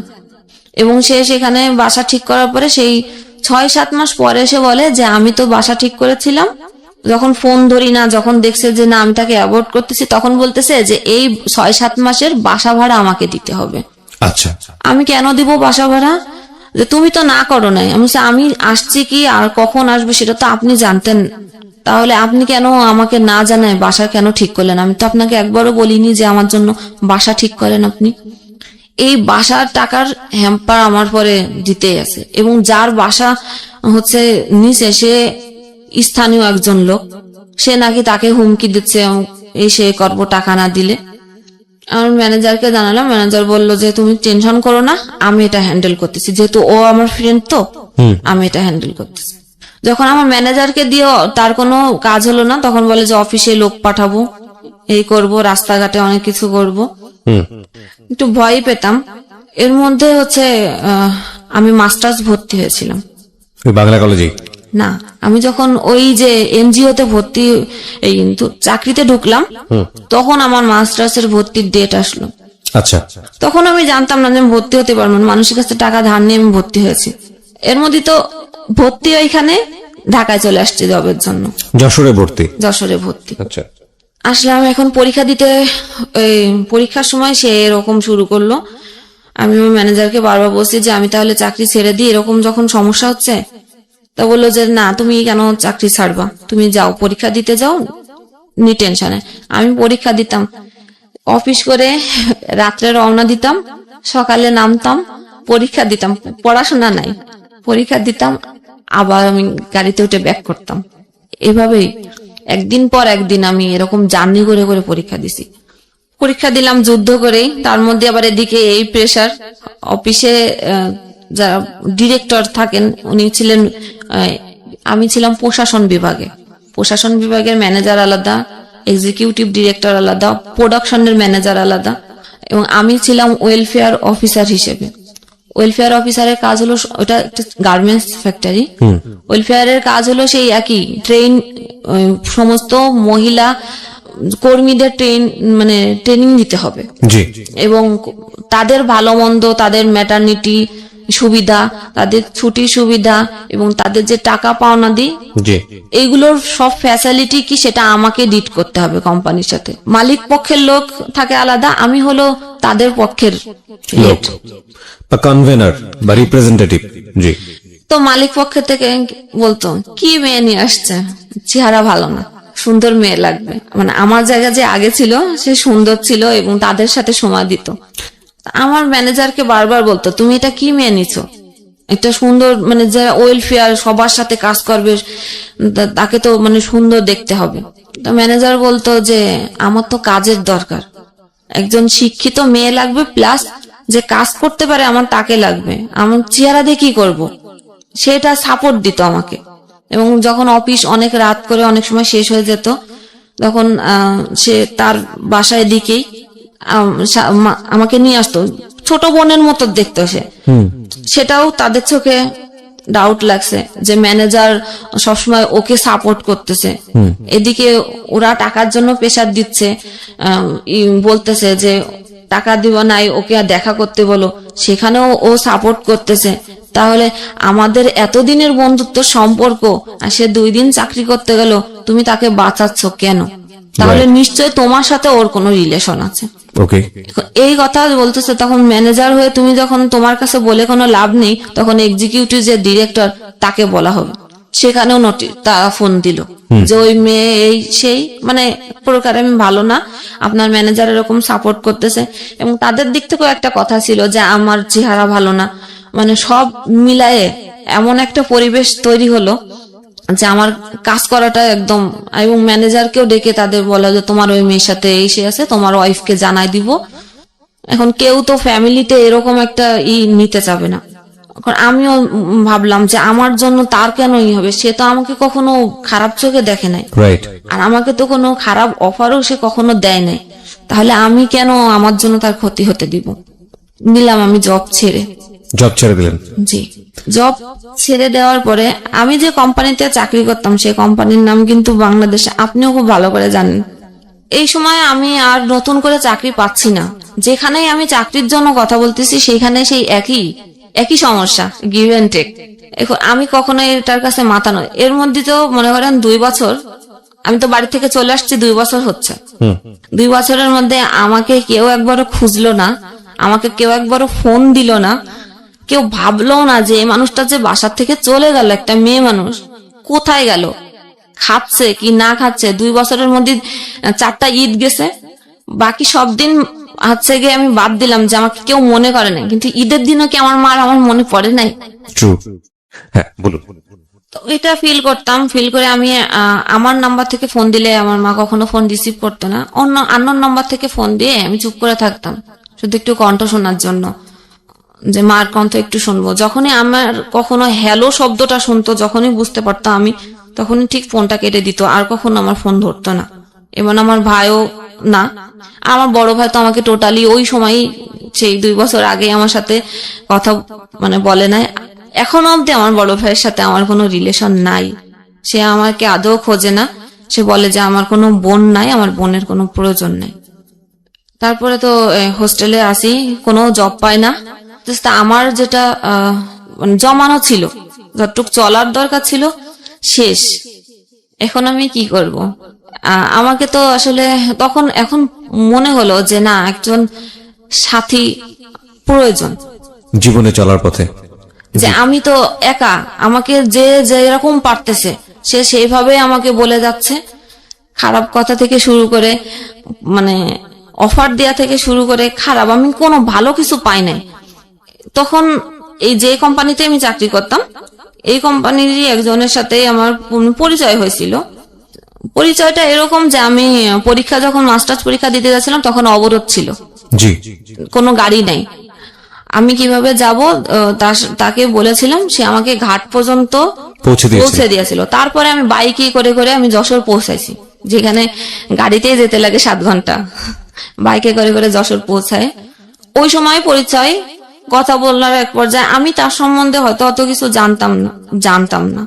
পরে এক পর্যায়ে আমি বলেছিলাম যে আমার তো আর কোনো গতি নাই, আমি আর পারতেছি না, আমার কাছে যা ছিল সবই শেষ। আপনি মানে প্রেম আমি বলবো না, কারণ 1 মাসের কথা, 1 মাসে কারোর সম্পর্কে প্রেম হয়ে যায় কারোর সাথে, এটা আমি বলবো না। আমি নিরুপায় হয়ে বলেছিলাম যে আপনি কি আমাকে বিয়ে করবেন? মানে আপনি প্রস্তাব দিয়েছিলেন? হ্যাঁ। সে বলেছিল মানে করব, আমাকে কিছুদিন ঘুরিয়েছিল। আচ্ছা। তারপরে অ্যাটলিস্ট সে আমাকে বিয়ে করলো। বিয়ের পরে আমি আস্তে আস্তে জানতে পারলাম তার ওয়াইফ আছে, একটা না 2টা। বিয়ের আগে আপনি জানতেন না? না। তো জিজ্ঞেস করা উচিত ছিল? হ্যাঁ, আমি জিজ্ঞেস করেছি, সে আমাকে স্বীকার করে নাই, করছে মানে একটার কথা স্বীকার করছে এবং বলছে যে তার সাথে আমার মানে কাগজপাতি বলতে ডিভোর্স হয়ে গেছে, কোনো রিলেশন নাই, আমি এখন একাই থাকি। যেহেতু আমার একটা প্রবলেম আছে এবং কোনো মেয়ের ফ্যামিলি যদি মানে পাশে না থাকে, সে মেয়েকে কখনো আমার জানা মতে বা আমার দেখা মতে, আমার লাইফ থেকে আমি বলতেছি, যে কোনো ভালো ছেলে বিয়ে করতে চায় না। বলবে যার ফ্যামিলি যার পাশে থাকে ওই মেয়ে আর কত ভালো, ওই মেয়ে তো ভালোই না। এবং সোশ্যাল কলটা এরকমই। হ্যাঁ, এবং যার মা সব জায়গায় বলতেছে যে আমার মা যদি কোনো সন্তানের নামে বলে, সেটা তো অবভিয়াসলি মানুষ বিশ্বাস করতে বাধ্য, যে মা তো সন্তানের কখনো খারাপ চায় না। মা যখন বলতেছে তাহলে ওই মেয়ে নিশ্চয়ই এরকম। কোনো দিক থেকেই আমার কোনো বিয়ের কাজ আর আমার বাড়ি থেকে কখনো দেওয়ার চেষ্টাও করেনি, খোঁজেওনি, যেহেতু আমাকে খরচ করে বিয়ে দেওয়া লাগবে, এটা তারা করবে না। ফাইনালি তো বিয়ে করার পর এগুলো জানতে পারলাম। এগুলো আবার নতুন করে আরেকটা পেইন, যে বউ আছে, তাও একটা তো জানতামই, এরপরে শুরু হলো যে আরেকটা, এবং 2 জায়গায় তার 2টা সন্তান আছে, এবং সে প্রথম ঘরে যে সন্তান আছে সেটাকে সে আজও অব্দি অস্বীকার করে, যে ওটা আমার সন্তান না, ওটা তার মানে ক্যারেক্টার খারাপ, অন্য কোথার থেকে এরকম হয়েছে। ঠিক আছে, সেটা তার ভাইয়ের সাথেই বলে, যে মানে তার ভাইয়ের সাথে সম্পর্ক ছিল। গেল সবকিছু মেনে টেনে নিয়ে আসি, এখন দেখতেছি যে তার রূপ আস্তে আস্তে বেরোচ্ছে। সে এখন আমাকেই সবসময় সন্দেহ করে, আমাকে বাসার থেকে কখনোই বেরোতে দেয় না, এবং ফিজিক্যাল টর্চার শুরু হয়ে গেছে। চাকরি কোথাও করতে দেবে না, সবাই খারাপ বলতে এখন সে আমাকে ওই পিছনের কথাগুলোই বলে, যে আমি যদি ভালো হতাম তাহলে কি আমার এরকম হতো, ওই সেই পিছনটা নিয়ে খোঁটা দেয়। হ্যাঁ, আমি যদি ভালো হতাম তাহলে আমার বাড়ির লোকেরা কি আমার সাথে এরকম করতো, এবং তোমার মা যে তোমাকে জন্ম দিছে সে কেন এরকম করে তোমার সাথে, নিশ্চয়ই তুমি খারাপ তাই করে, তোমাকে তো কেউ সহ্য করে না। এবং সে আমাকে স্পষ্ট বলে দেয় যে তোমার ভালো না লাগলে তুমি চলে যেতে পারো, আমি দিব না কোনো কাগজ, তুমি কাগজপাতি দিয়ে, এটা গতকালও আমাকে বলছে, তুমি কাগজপাতি দিয়ে চলে যেতে পারো। এখন আর জীবনের কোনো কিছু এখনো খুঁজে পায় না, এখনো আশা করি যে না, আমাকে এখনো কিছু করতে হবে, একটা জায়গায় আমাকে দাঁড়াতে হবে। হয়তো আমার নিজের যদি কিছু থাকতো, বা আমি নিজে যদি একটা জব করতাম, নিজে যদি ভালো পজিশনে থাকতাম, হয়তো আমার দিকে এই আঙ্গুলগুলো তুলতো না কেউ। তার মানে আপনি এখনো স্টিল ফাইট করে যাচ্ছেন, প্রতিনিয়ত ফাইট করে যাচ্ছেন। কেন এই গল্পটা বললেন এই প্রশ্নটা আমি করব না, কারণ সবাইকে আমি একই প্রশ্ন করি। তো মানে আজকের এই জীবন গল্পটা শুনে অনেক মানুষই একটা জিনিস ফিল করবে, অনেক মেয়েই ফিল করবে, আল্লাহ কত ভালো রেখেছে তাদের। হ্যাঁ বলেন। আমি এখনো আমার ভুলগুলো খুঁজে পাই না, যে আমার ভুলটা ধরায় দুক, আমি শুধরে নেব। কারণ ভুল যে কাজ করে সে কিন্তু একটা ঘোরের মধ্যে থাকে, সে কিন্তু বুঝতে পারে না যে আমি ভুল করতেছি না ঠিক করতেছি। আমি ফাইটের মধ্যে আমার সামনে যে পজিশন আসছে সেই পজিশন মেনটেন করে আমি চলছি না, এটা যখন আমার সামনে এসে দাঁড়াইছে তাহলে আমাকে এখন এটা করতে হবে, কিন্তু সেটা ভুল না ঠিক আমি নিজেও এখনো জানি না, যে আসলে কি আমি ভুল করেছি। সব ভুলের জন্য কি আমি দায়ী? আমাকেই সবসময় সবাই আমাকেই দায়ী করেছে, যে আজকে সবকিছুর ভুলের পিছনে আমি দায়ী, এখনো অব্দি আমাকেই দায়ী করে। আর এখনো অবধি আমার মার সাথে আমার কোনো যোগাযোগ নাই। কিভাবে চলে আপনার দিন, কি করেন, মানে সকাল থেকে শুরু করে সন্ধ্যা পর্যন্ত? এই তো সকালে রান্না, সে আমাকে দেখাশোনা করে, এটাই যে বাসা ভাড়াটা দেয় আর বাজার, এর ব্যতিরিক্ত তার কাছ থেকে আমি কোনো কিছু এক্সপেক্ট করি না। সে সকালে যায় আর রাত্রে 1টা 2টা 2:30টার সময় আসে। সে আমাকে কখনো সময় দেয় না, ইভেন সে আমার সাথে কথা বলতে চায় না। কথা বলতে গেলে সে আমার কথা শুনে না এবং বলে যে আমি তোমাকে টেকনিক্যালি অ্যাভয়েড করি। আপনার কিছু বলার নাই এখানে আলটিমেটলি? আমি এখনো বুঝতে পারছি না যে আমার ভুলটা কোথায়। একটা সংসার করতে গেলে আমি এতটুকুই বুঝি, স্বামী সংসার 2 জনের, সেখানে কোনো কিছু করতে গেলে 2 জন পরামর্শ করেই করতে হয়। সেখানে সে যা কিছু করে আমার পরামর্শ তো করেই না। আমি যখন বলি তখন বলে যে তোমার এত কিছুর কি দরকার, তোমার এত কিছু জানার দরকার নেই, আমি যা খুশি তাই করব, আমি বলতে পারবো না কোনো কিছু। আমি বললে আমাকে টর্চার মারে, গায়ে হাত তোলে। হ্যাঁ, সেদিনও আমার নাকে এমন একটা ঘুষি মারছে, সারা রাতই ব্লিডিং হয়েছে নাক দিয়ে। তারপরেও এই যে এফএম এর প্রতি যে আগে একটা ঝোঁক ছিল। খুব বাজে একটা প্রশ্ন করি, এই প্রশ্নটা করতে ইচ্ছে করছে এই কারণে, আমরা যখন অনেক বেশি ফ্রাস্ট্রেটেড হয়ে যাই, আমাদের এই যে গল্পটা আমি শুনলাম, তো আপনার তো একুল উকুল দুকুল কিছুই নাই। একুল উকুল বলতে বোঝাচ্ছি কারণে যে একটা মেয়ের জামাই সংসার না থাকলে ঘরে ফিরে যায়, বাবা মা থাকে, আপনার সেই জায়গাটাও নাই। কেউ কোনো মানুষই আপনাকে জায়গা দিল না। মাঝে মাঝে এরকম মনে হয় না যে সুইসাইড করে ফেলি? ও, সেই প্রসঙ্গটাতে মানে আমার মা যখন আমার সাথে এরকম করতো, আমি একবার বিষ খেয়েছিলাম।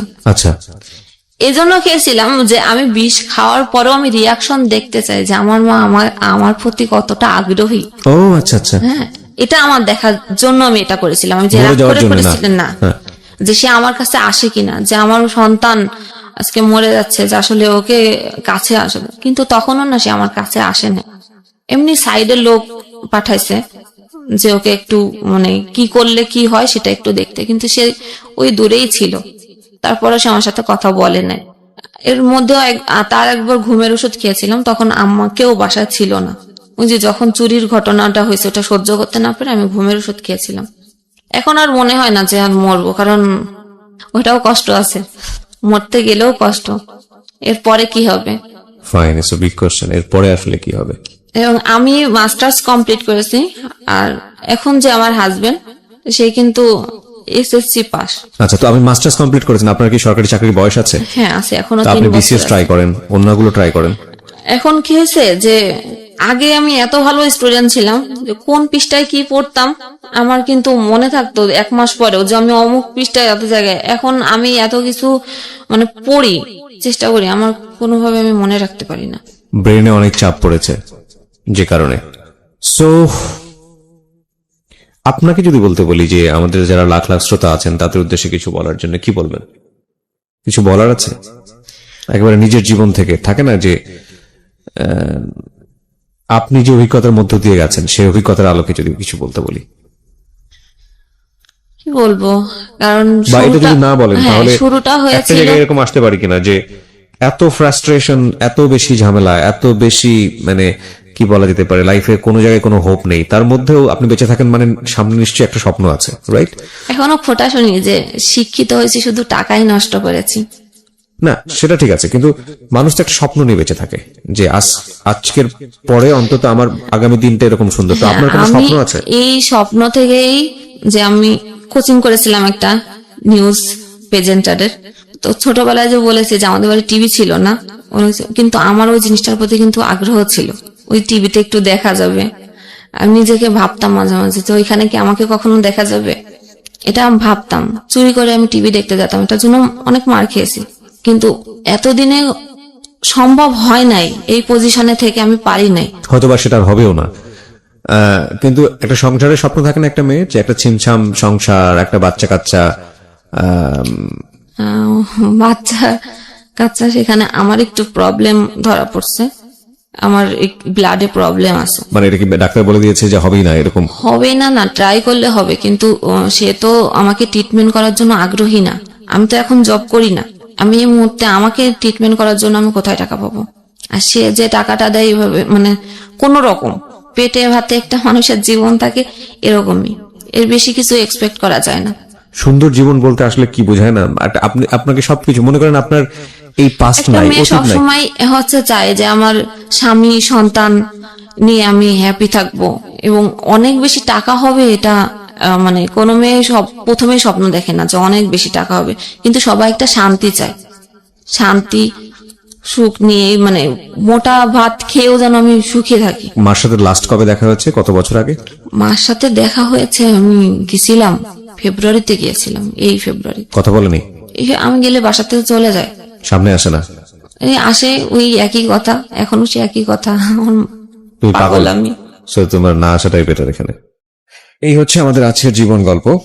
এবং আমি আসলে শেষে এসে কিছুই বলতে পারছি না এই কারণে যে আজকের এই জীবন গল্প থেকে আসলে লেসনটা কি, লেসনটা একটা অদ্ভুত লেসন আছে। সেটা হলো ওর বাবা মরে যাওয়ার পর থেকে আজ পর্যন্ত ওর জীবনে কোনো সুখস্মৃতি নাই, এবং প্রত্যেকটা জায়গাতে ও যে পরিমাণ ঘাত প্রতিঘাতের শিকার হয়েছে, কষ্টের শিকার হয়েছে, যেই পরিমাণ পেইনের মধ্য দিয়ে গেছে, তারপরেও একটা সুন্দর জীবনের স্বপ্ন দেখে এবং ও বেঁচে থাকতে চায়। ওর একটা কাজ দরকার, মানুষের কাছ থেকে ভালোবাসা চায়। দেখেন, একটা মানুষের মা বেঁচে থাকার পরে যদি সেই মা তাকে না লাভ না করে, এবং ভাই আছে তারা যদি খোঁজ না নেয়, জামাই আছে তারা শুধুমাত্র বেঁচে থাকার জন্য যতটুকু দরকার ছিল ততটুকুই দিয়েছে, এর বেশি কিছু দেয়নি, তারপরেও যদি একটা মানুষ বেঁচে থাকতে পারে সুন্দর ভবিষ্যতের জন্য, তাহলে আপনি যতটা কষ্টেই থাকেন না কেন, যতটা প্রবলেমের মধ্যেই থাকেন না কেন, আপনার মনে হয় একটা সুন্দর জীবনের স্বপ্ন দেখা উচিত। আমি বরং আজকের এই গল্প